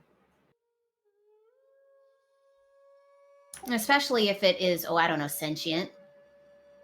Trying to bend something to your will. I would consider it something close to trying to, I don't know, potentially leash Tiamat. Right, I'm not.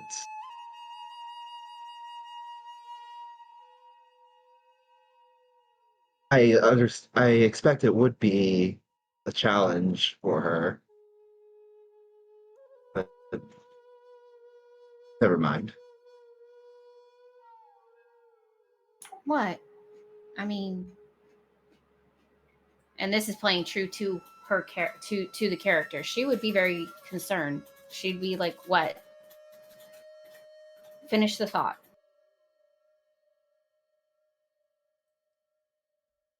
The way you spoke about it seems like there was some benefit for us in that, beyond just Absinthe being free. Well, and Covet does speak truth.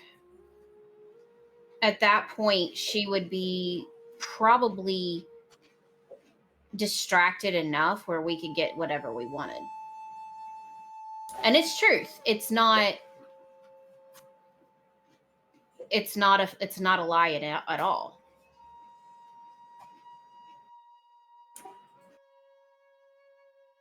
So she tells Lauren this, that she would just be so distracted, she'd probably be willing to give us whatever we want.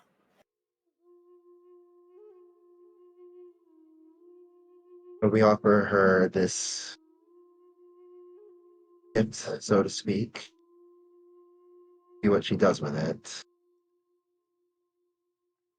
Mm-hmm.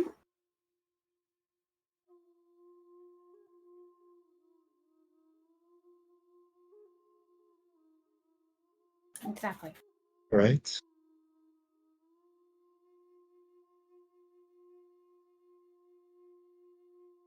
Still, the only thing I'm apprehensive about is she does use the power of demons.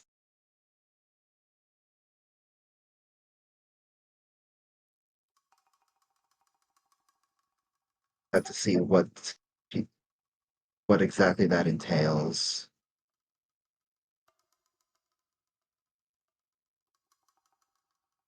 But I think if she's go ahead.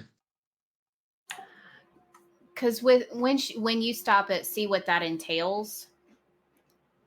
Covet would actually say, I think what she does with it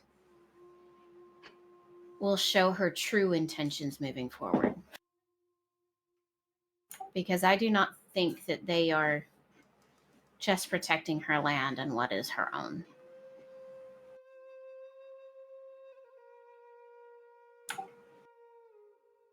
Aaron just nods. Because if she controls the shadows in Shantara, along with Talia, who gets her power from the Lady of Shadows, what more? Are these just actions alone of Thalia, or are they in line with the Lady of Shadows? You will hear Twilight mutter, not very loud, but enough that those that pay attention will pick up. The shadows always existed. Chantara herself fought against them. Lady of Shadows just gave Thalia a means to control what already existed.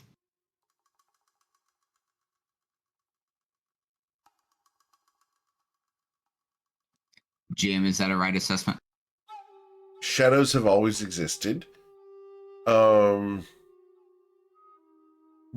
a insight check based off of everything that has been said so far. With a 19, the Lady of Shadows must have provided, and I'm not going to give you too much information here, but based off of what Covet has revealed to the party and the information that Leslie provided to Covet, this is now third hand. The Lady of Shadows must have provided Thalia Neverwhirl with the capacity to influence shadows that already existed. And based off of what you know of Thalia Neverwhirl, she may not have been directly involved in the original invasion of the Shantara Grove, but is rather currently invested in that as a power base.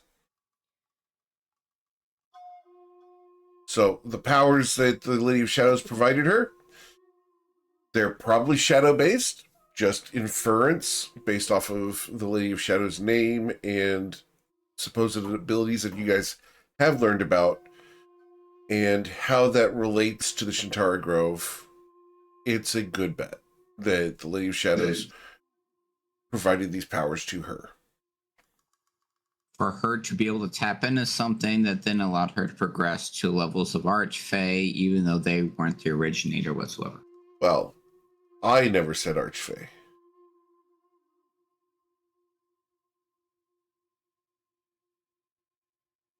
Other people have said Archfey. Remember, the GM has to be separate from the characters. Mm-hmm.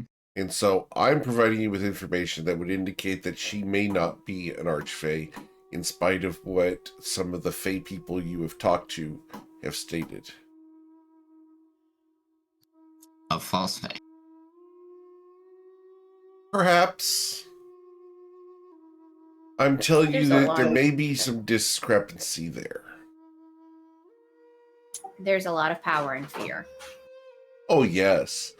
And with an insight check of a 19, Thalia Neverwhirl specializes in a term that you're very familiar with as a player: disinformation.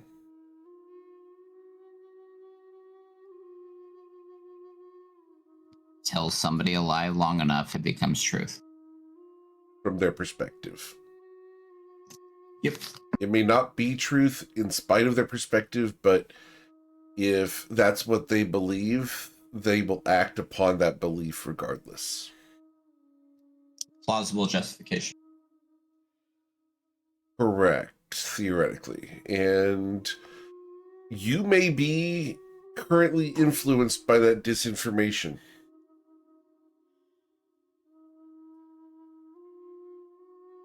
shall see. So,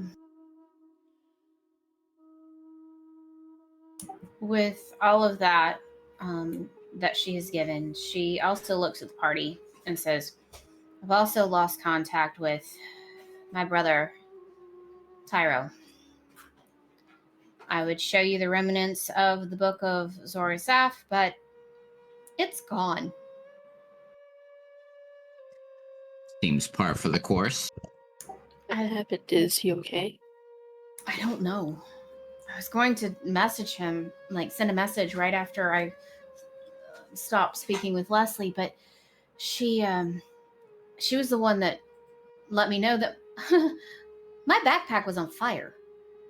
That's not good. No, so I used control flames, got control of it, and then lifted the book, and pretty much every single element that a dragon has incinerated my book. There's nothing left.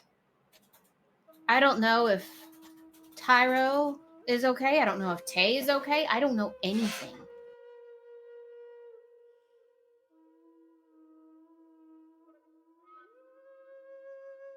So I do have that worry. And Leslie doesn't know about them either.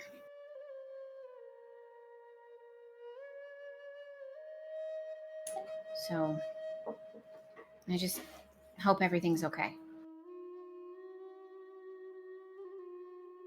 So, yeah, that's what I've got.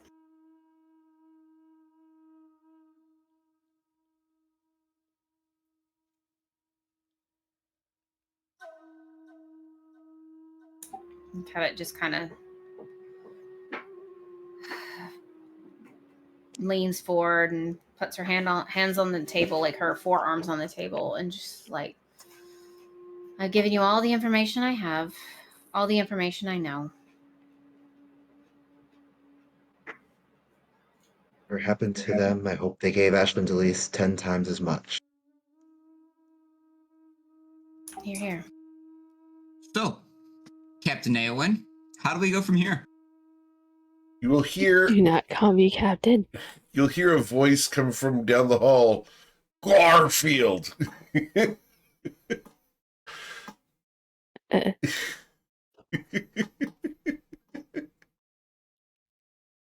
Go ahead. That's the safe word.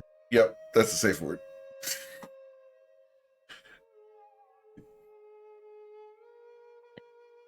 it's hard to mute and unmute because I have a cat on me.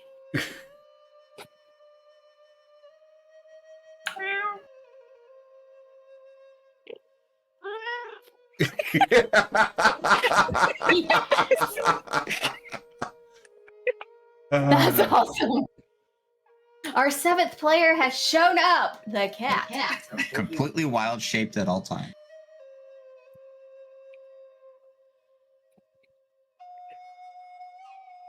So, Eowyn, what's the plan? I don't. I guess just focused on getting there first. Seems like a good plan. You're here. Great plan, Captain. Stop calling me Captain. Aye, Captain. Comet just kind of sits in her seat and does a little dance in her seat, going, "I'm not the captain. I'm not the captain."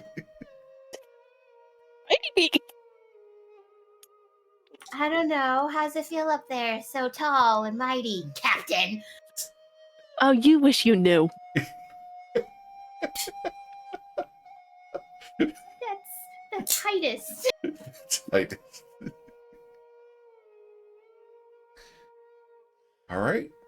Well, you guys are able to sail for the rest of the day. Is there anything you'd like to do for the rest of the day? Is nothing else will happen? Actually, yeah. As the group leaves, Covet will grab Twilight's hand and be like, "We need to talk." Is this talk or is this talk? Talk. I don't like those. I prefer the other ones. I know you do, but we still have to talk. So deal with so GM deal with everybody else first, and then we'll go to ours. It's been a lot of Okay. covet today.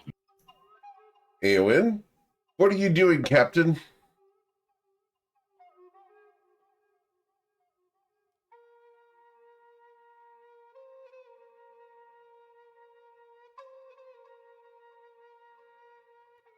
Eowyn?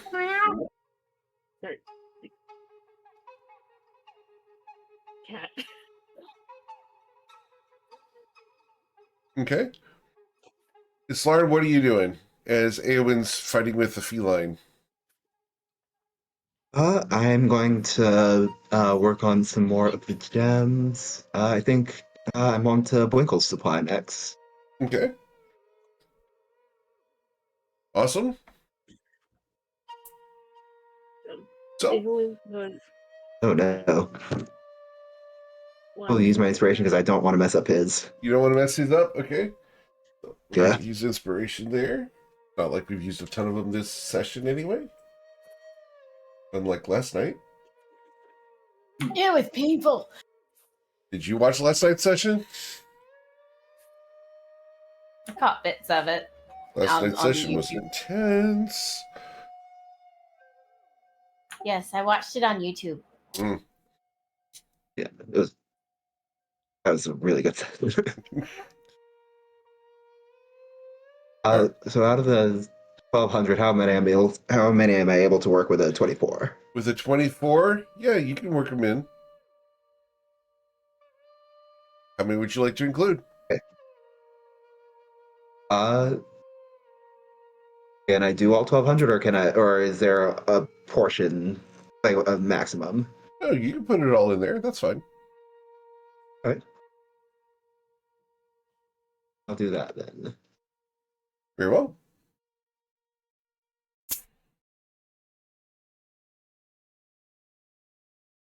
All right.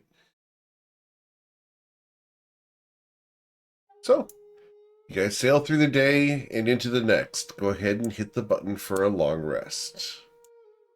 And I still have to talk to Twilight. Okay? Then we will go talk to the husbando. Twilight's call. She takes you into the quarters aboard your ship. If And you wanted to get me alone, it doesn't take much effort. I recognize that. But You could possibly call me easy. only when it comes to me. But we I didn't tell the group everything. Oh, that's a first. I don't think it'd be taking long. Would you hold back? And well, and she actually goes and sits down, on the bed, crisscross applesauce. And when she does that and she's not sitting in the chair or anything like that, she, Twilight, knows that she means business because she's showing that she's vulnerable. From what I understand, does Twilight lean against the door at this point? Yes, you would. Understood. It's kind of like one of those talks like what we had earlier, the intervention talk. What'd I do this time? It's not you at all, really. What? It's what Leslie's done, and in turn, What what does I've Leslie do, and what does she want? I never trusted that woman. She's always got an end state. Well, I know the end state. You do? Yeah. What does she want?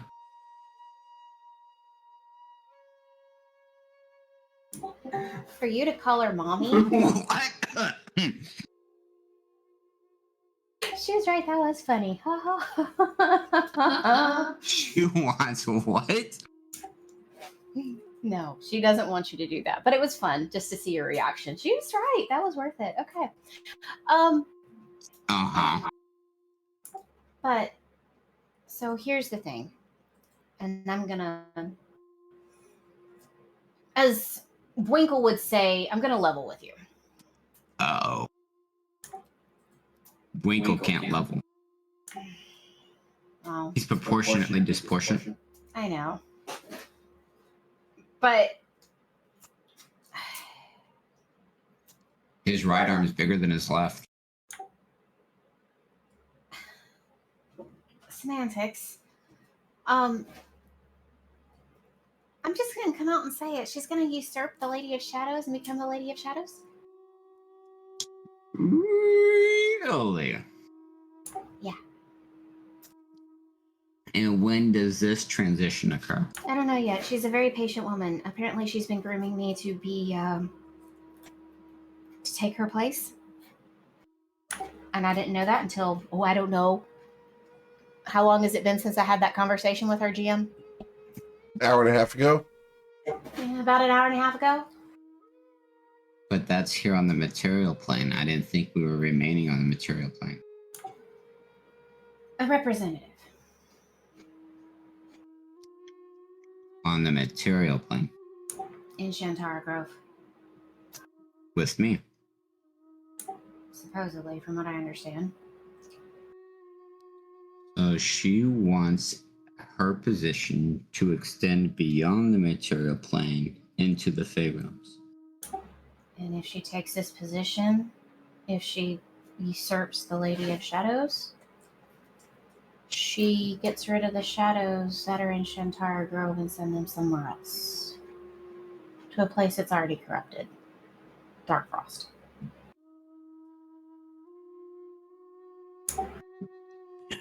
To be honest, as long as they don't come back to the Grove, I don't care where they go. That's what I thought. She's also not keen on MKL either. Have we ever been keen on MKO? Once was, now not so much. As you know, MKL's in a war, right? Of course, we've had to deal with both agents of heaven and hell across our travels. Well, MKL chose her because, well, she didn't say which side, but she was a major piece on the board. And, well, he made her a chosen, and, well... What better way to remove an enemy is to make them an agent of yourself? Exactly. And so, us going to see the Lady of Shadows is to gain basically intel as to how she works, how she thinks. And potentially weaken a rival? Exactly. But not as a rival student, as an emissary. No, I'm talking about dangling a carrot that just happens to disrupt something that provides a window of opportunity to pursue an advantage. Exactly. And you are sure that we're not going to get caught in the crossfire? No, but I think that this is the best opportunity that we have to getting the shadows out of Shantara Grove. So do we pursue agreements and alliances, or do we just begin the catalyst that results in a favorable outcome? I think we're the catalyst. So you're using Aowen as the scapegoat? No. That's not why you volunteered Aowen to be the face of the party? No. That's not why you put Aowen out in front to be able to engage with the Lady of Shadows to remove blame from yourself, from myself, and thus meeting Rafinus' requirements? Partially. Uh-huh. The thing is that Aowen, the only one that hasn't been manipulated at all, except through the House of Flowers, which he is now wary of. He doesn't trust. He's been manipulated every step of the way. Not to the degree we have been. Or And Miss we've been Lauren. manipulated? Unfortunately, yes. How so? Are we going to really list this off? Oh, absolutely. I want to hear your take on it. My love, you have been manipulated since you were born. Since you left Shantara Grove, you were I didn't leave. I was thrown out. manipulation. You, my love, are a part of this story, and you don't even know where you sit in it. I know exactly where I sit. Well, stand. I'm right here against the doorframe. Cocked, looking at you, head tilted, giving you a wink. As cute as you are, you know what I mean.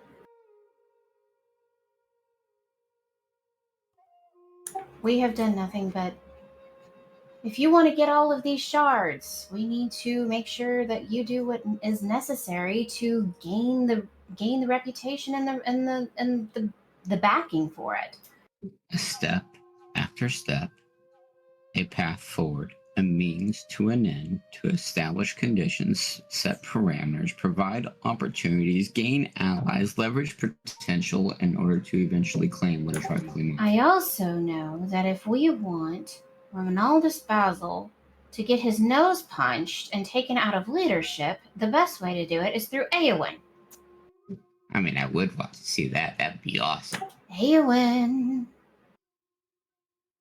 So it's not throwing Eowyn under the bus as the scapegoat. No.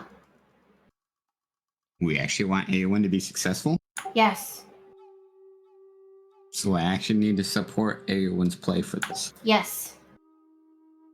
I can't just sit back, watch, eat popcorn, and just salivate at the chaos that ensues. No. No, my lovely chaos demon. Can I whisper into Eowyn's ear and provide suggestions? No, actually. You do take the fun out of it. I know I do, but this time I think I need to. Shall I enhance Eowyn's capabilities so they can stand before the court, head held high, with all the prowess of a hot-headed pyromancer? Not a hot-headed pyromancer. A level-headed pyromancer. Can I teach Eowyn how to wield the silver tongue? It'll be difficult, but can I teach him? As long as there's no females involved. Oh, that silver tongue.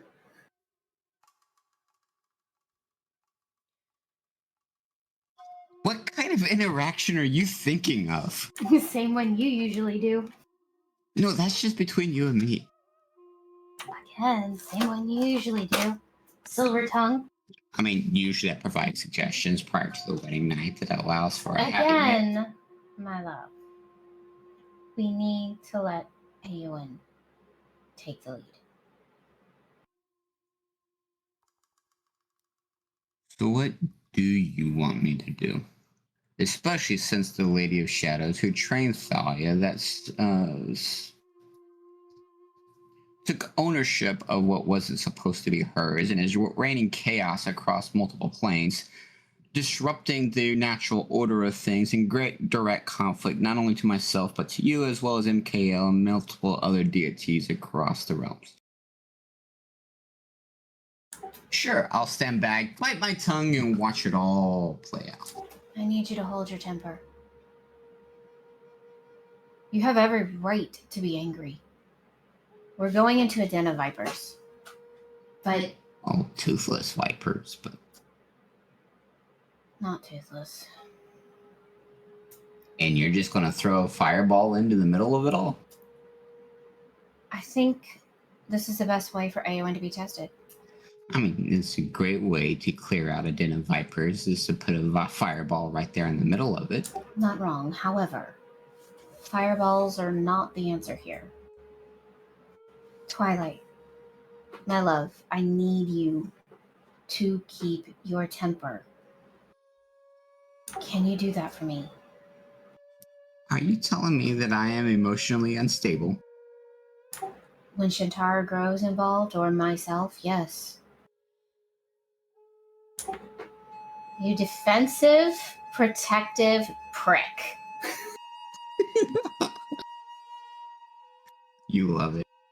I do, but here, I need the temper to remain in check.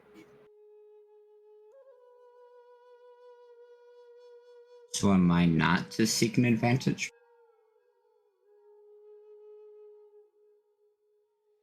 She knows who you are. Of course she does. She knows you know. She knows that you're going to know who Thalia is. Of course. But that's the test, is to hold your emotions in check. And what happens when Eowyn, put up on a pedestal, fails to achieve? Then we have Aowen's back. Period. We deal with it. Just as he has had ours.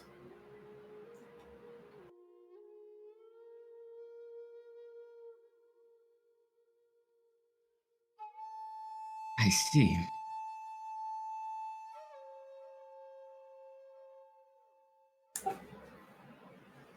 Are you okay with that? I'm looking forward to the chaos. Just, you can look forward to the chaos all you want. But if there's not any, be prideful of Aowen. Can I get a little bit of chaos? No, Not just a little bit? not even a drop. I think I do have mage hand. I see what. No.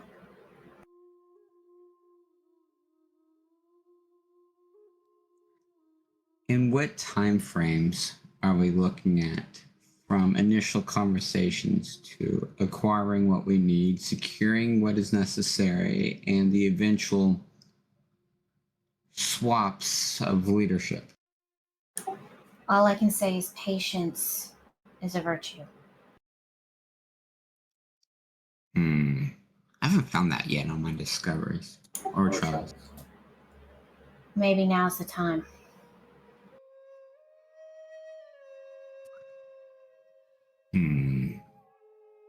Please, Twilight. We'll see how it plays out.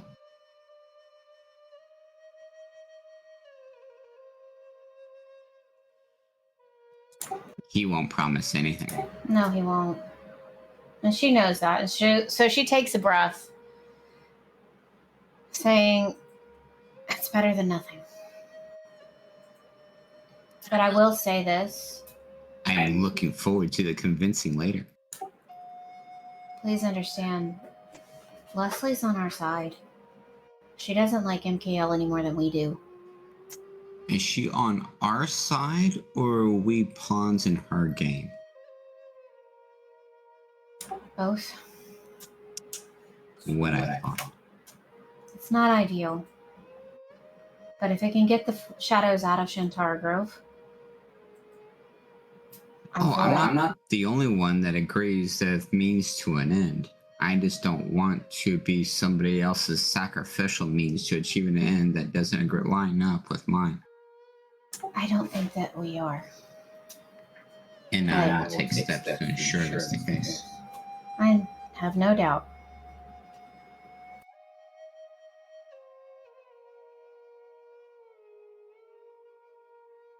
Well, you'll certainly make up for it later. And with that, Twilight and Covet's conversation of this is over. She gets up, she just goes and wraps her arms around his waist and puts her head on his chest and just says, we just have to trust when there's not much to be had. We'll stay ever vigilant. Okay. Who knows? Maybe opportunity might present itself. Twilight. Of course, my dear. And see. As the camera pans up to Eowyn, what is Eowyn doing at the moment?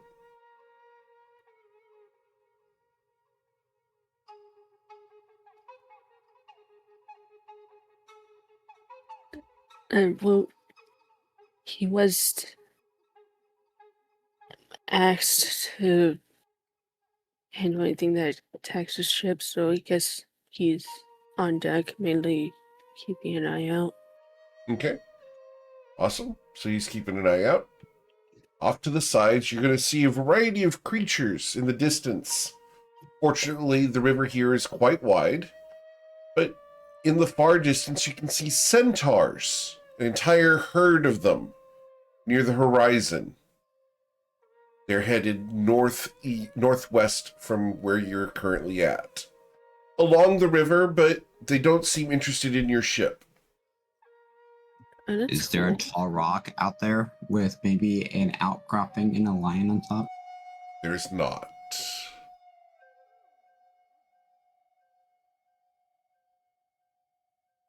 As they are headed out,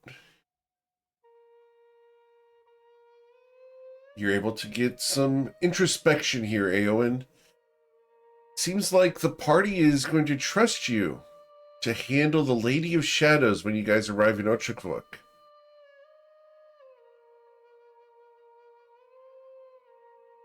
There might be some anxiety, but at the same time, their faith in you should feel inspiring and comforting that they've got your back. Even Twilight's offered his inspiration and performance enhancement. The only caution there is he might want to teach you that silver tongue technique. You don't know what that involves. I don't want to find out.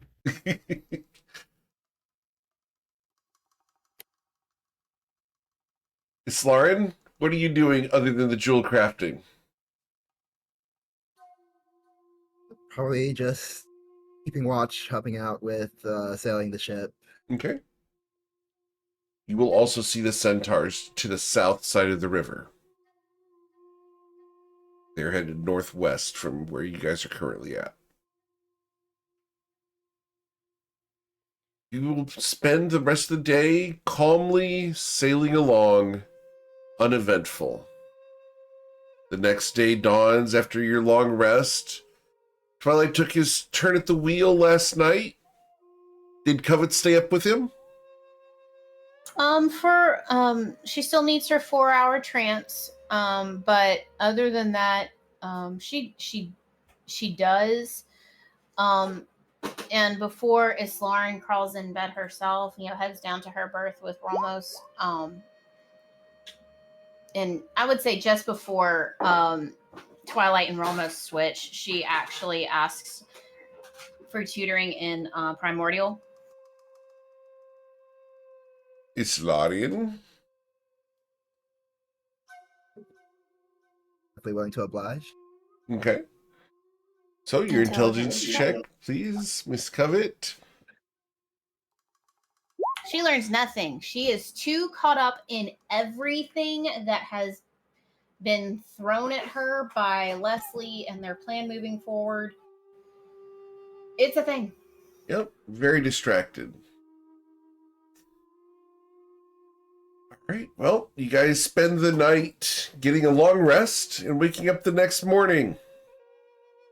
In the distance, in the morning, under the dawn's brand new light, Twilight, up ahead, you see a collection of little spikes on the edge of the horizon, flanking the river.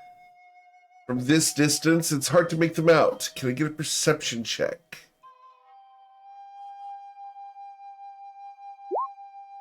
With a 14, Twilight, those appear to be wigwams.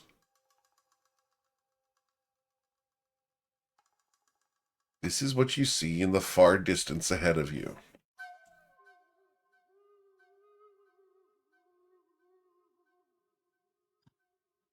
So those would probably be tied to some nomadic tribe, potentially centaur or some other type of monstrous humanoid race. With your passive insight, that's what you would expect. You've not been there, and you that probably won't make it there for the better part of until noon. That particular piece of the river does not look wide and deep. It does not.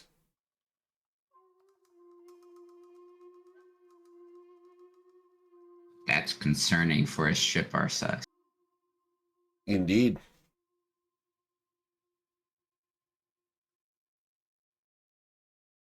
What would you like Twilight to do? will relay his concerns to Romos. Rolmos will come over and break out a spyglass that he's used a couple times in your presence. I need to get one of those.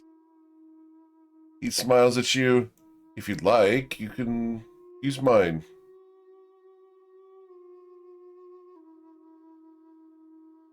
And he will... What do you see in the distance? I see orcs and furry creatures, hobgoblins, and centaurs. They seem to be intermingling, which is strange. I would have thought that they would have not done trade together in such a monstrous place. The rumors are that Corlin is lawless and vicious, brutal, might makes right, etc. I mean, when you're looking at a country that opposes smoothskins, I can assume that that is the reaction. But among themselves, I'm not so sure. You sympathize with them. While I understand the decision-making process, I don't think I appreciate their methods of interaction with myself. So, I do believe that we can get the vessel there, and there is enough room if the wind holds for us to make it through. But only just. What happens when they decide that they want to be hostile? Well, we've dealt with hostility before. I almost think that this is going to provide an opportunity. Perhaps so. Perhaps we should My call... good- And he smiles at you, looking over at the brooding individual next to the railing of the ship. Perhaps we should call Captain Eowyn. I mean, you have one decisive engagement where it spreads, and all of a sudden you have smooth journeys the rest of the way. Perhaps so.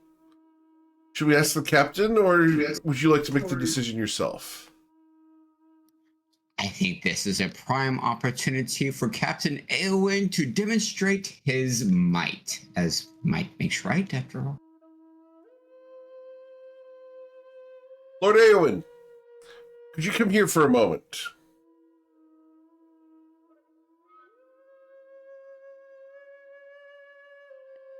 Sure. You see the spyglass? Please look forward at the village up ahead. We suspect that the wigwams there are at least a temporary settlement, and we are cautious about approaching. How would you like us to proceed? We cannot go around them, as the river is our only method of transportation aboard the Managat's Might. In order to avoid the village, we would need to disembark here, in spite of the fact that we have probably already been seen.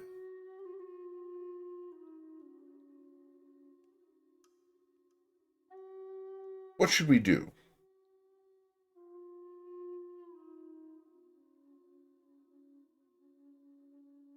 And there's no other way around? Not by boat. The river has very strict limitations. Without leaving the water, the ship is unable to maneuver. We could disembark and send a party, or all of us, away from the vessel and to go around, but we would not have access to the ship at that point. This is a lawless area, they are very much adherents to the principles of might makes right. And with us being constrained to this waterway, there's potential for them to try and demonstrate their might. Can I get an insight check from Eowyn?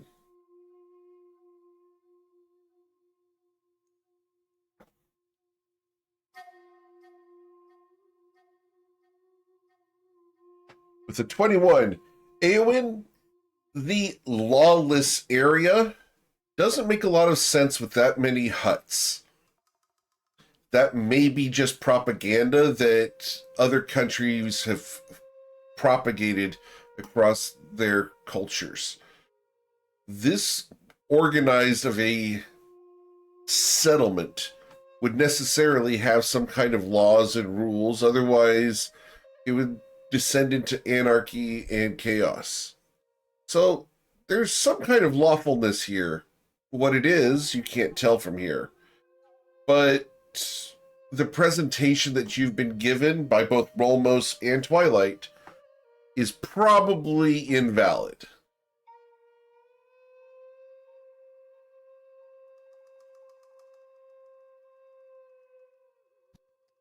So we were thinking that potentially a demonstration of your power, Captain, would then provide the word of mouth that spreads across the country that heralds our arrival into Ultrafolk and the limit of further potential demonstrations of might.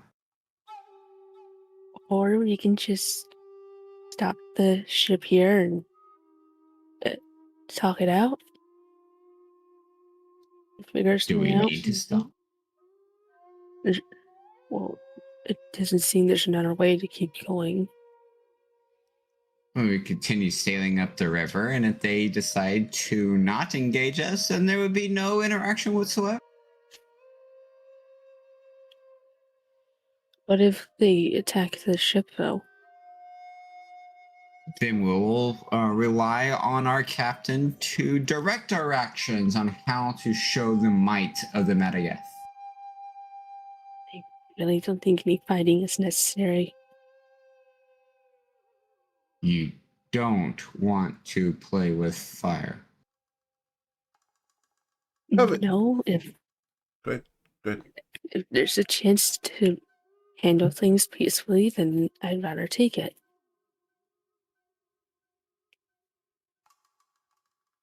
So what is your decision, O Captain?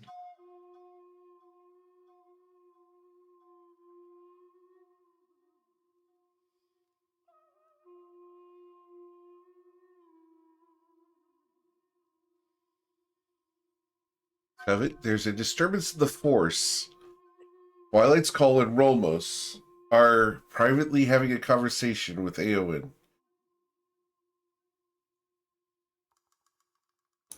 Covet sits a little taller wherever she is. And she walks to the deck. Just curious. Find us, Lauren. Where's Lauren?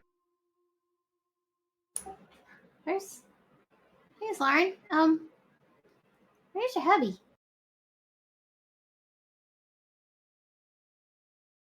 We out on the deck. Something's off. I don't know what it is. It's like I felt a disturbance. It's weird. Twilight sense. Yeah. That's totally what it is. It's Twilight Sense. And it's a little bit more potent than normal. I think we need to go and figure out what's going on. I'm a little nervous. Eowyn, is there a response to Twilight before Covet gets here?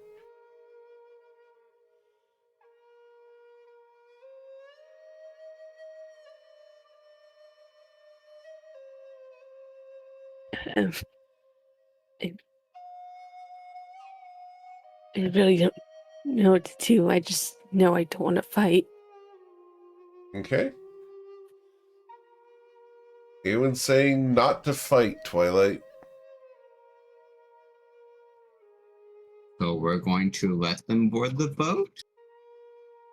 I didn't say that either. So we keep sailing and then react to whatever they decide to do. How are you so sure that this place is really lawless? Well, we're here. This is the land that absolutely despises anything that's smooth skin. You remember when we were... You hear? You don't do your own research?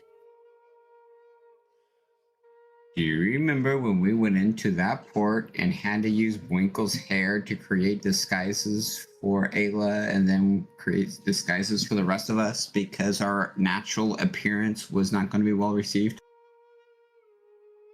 I think you were delivering a letter at that time? That was one port. It doesn't mean it'll be every single one.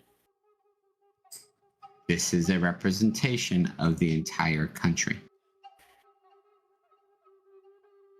Then we'll continue sailing and react accordingly to what they do. Of course, my captain.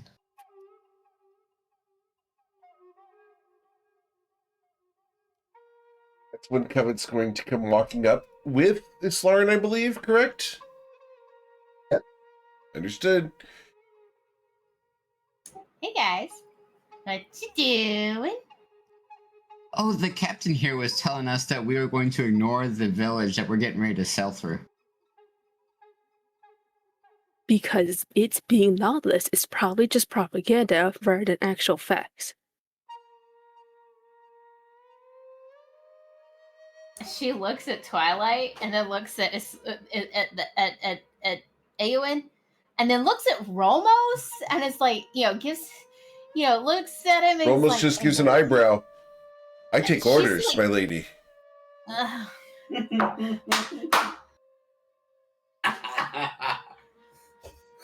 And then she You looks looking at pointedly Slarin? back You looking at Slarin?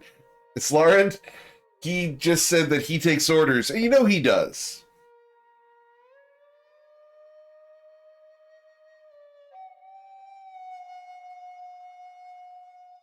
Any response to that? Any response to that, Slarin? I think I'll just say the three of you start from the beginning. What exactly is going on here? Romos is going to take the spyglass gently from Eowyn and hand it to Islarin. Village in the distance. Wigwams. Hey, The river goes through it. very impressive. Lord Eowyn Okay. here is campaigning for a peaceful entry.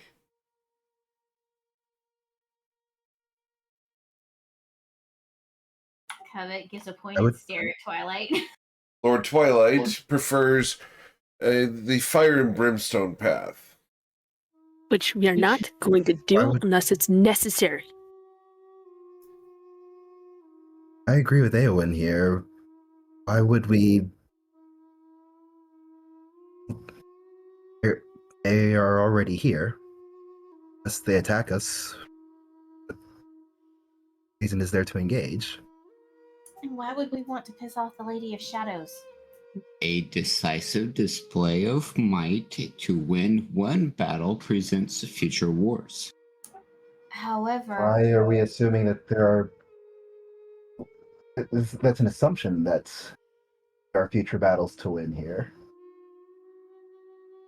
When you have a culture of might makes right and you see a target of opportunity across the ways, why wouldn't you take the opportunity to display your might? and why can't the How do you know their culture? and why wouldn't the Madagascar might if in that thinking alone not be mighty enough to make it up a river?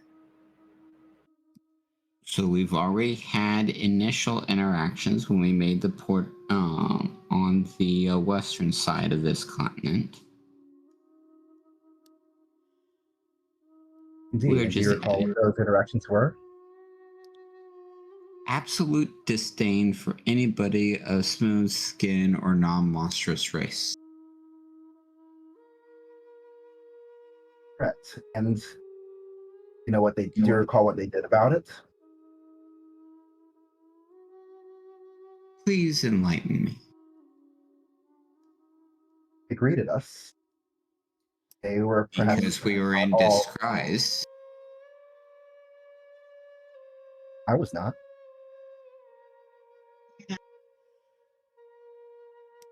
The rest of us were. They greeted us, served us. They gave us information. The only person who attacked us was a necromancer who. That is what necromancers tend to do.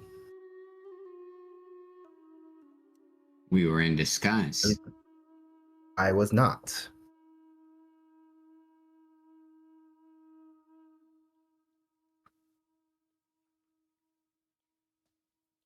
There was no one who. My presence as an. Okay, repeat. There was no one who took my presence as an invitation to attack.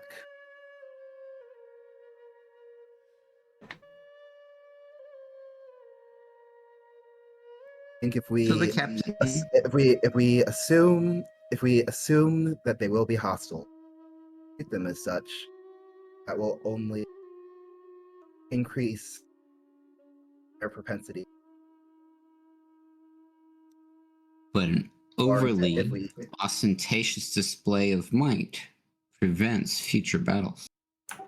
But an overly ostentatious display of might could also leave a bad taste in the opinion of the Lady of Shadows towards us. Unless there's a propensity of might makes right, in which case a display of might puts you in the right. But if Twilight. you are, do you think Lady of Shadows? Let us if we assume that philosophy has any merit, which, but even if we were to assume it did, I think the Lady Do of you Shadows not would want to not take. participate in the cultures with which you visit? You think Lady of Shadows subscribes to them on way other than to death or might?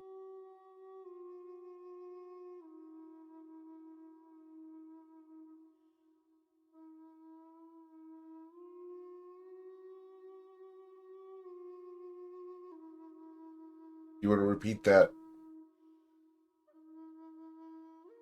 Do you think Lady of Shadows would respond in any other way, demonstrate her might against us?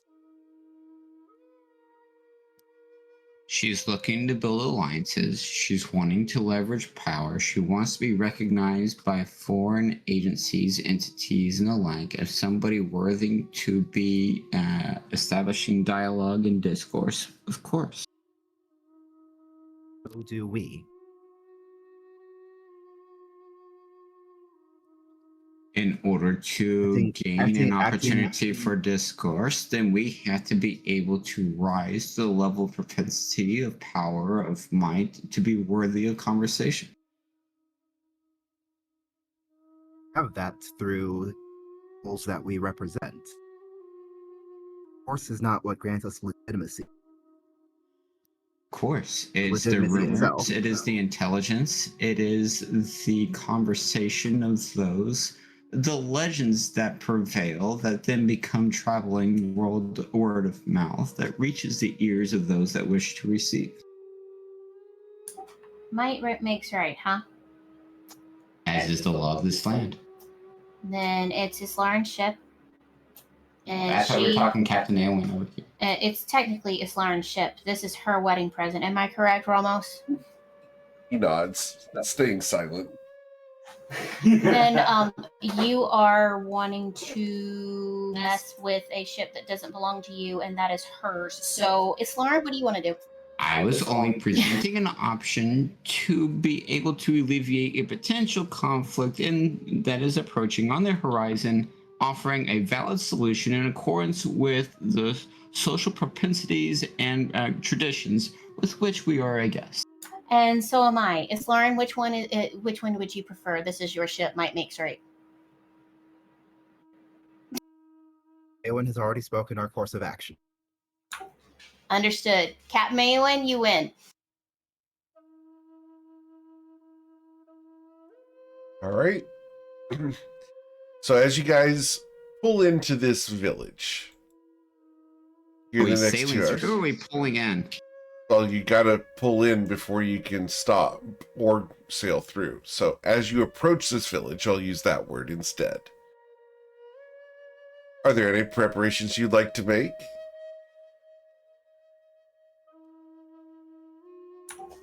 I would actually like, just because of Covet is the one of caution, she's actually gonna hold a Silas's hinder fate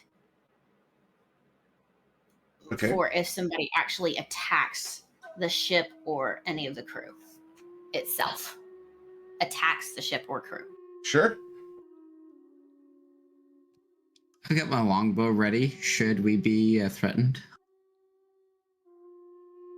Okay.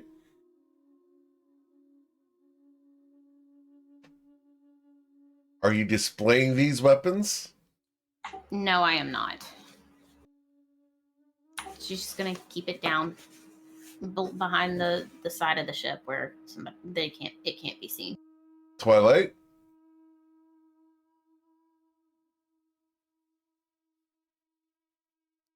I think he would have his longbow in hand. Not necessarily an arrow, but that shouldn't be too quick of a draw for him. Very well.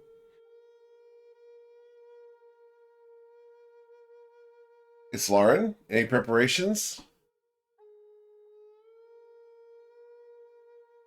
Apart from just the standard being watchful and eye on, or if there's anything going on, distance, nothing in particular. Always Okay. I'm always at the ready. Sure.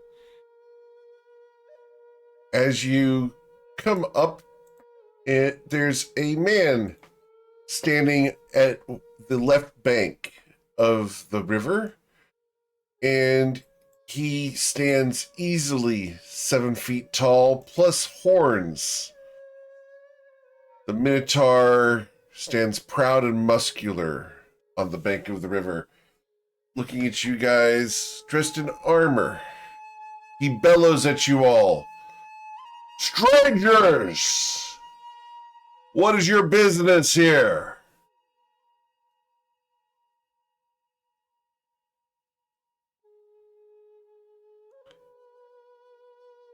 Covet looks at his Lauren. They're sailing through to Otrakva. Then you must pull aside, or you cannot make it. Anchor yourselves, and we will talk. Welcome to Rage Haven.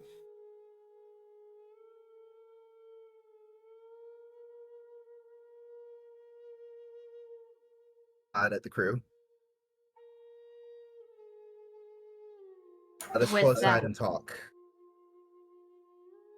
With that, Covet dispels the let's Silas's hinder fate go. She doesn't cast it. She just lets it float away. Okay. As Islaran says for the crew to make ready, are you guys going to pull over, or do you want to try to continue?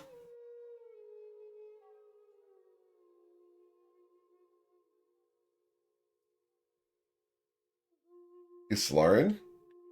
You're the one giving orders. Aowen gave you a plan. Twilight has his opinion. Covet says, "Not it, not captain." We'll start readying the ship to pull over unless anyone is objecting. Very well. So, as the ship pulls in, there's a bit of a jetty there. Just behind him. A good spot for you guys to anchor up here in Rage Haven.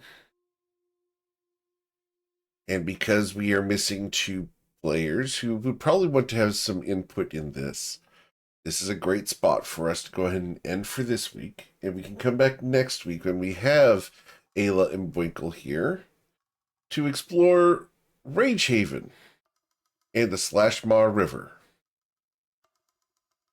As always, guys, I greatly appreciate you choosing me to be your GM. There's a ton of amazing ones out there, and I'm always thankful you choose me to be yours. We did a ton of lore reveals today, and I'm super excited to get you guys deeper into the story next week as well. If you know someone who wants to play in one of my games, send them my way. I'd love to talk to them. We got 2 open spots on Friday mornings, and we got more stuff coming up real soon. So watch for the announcements.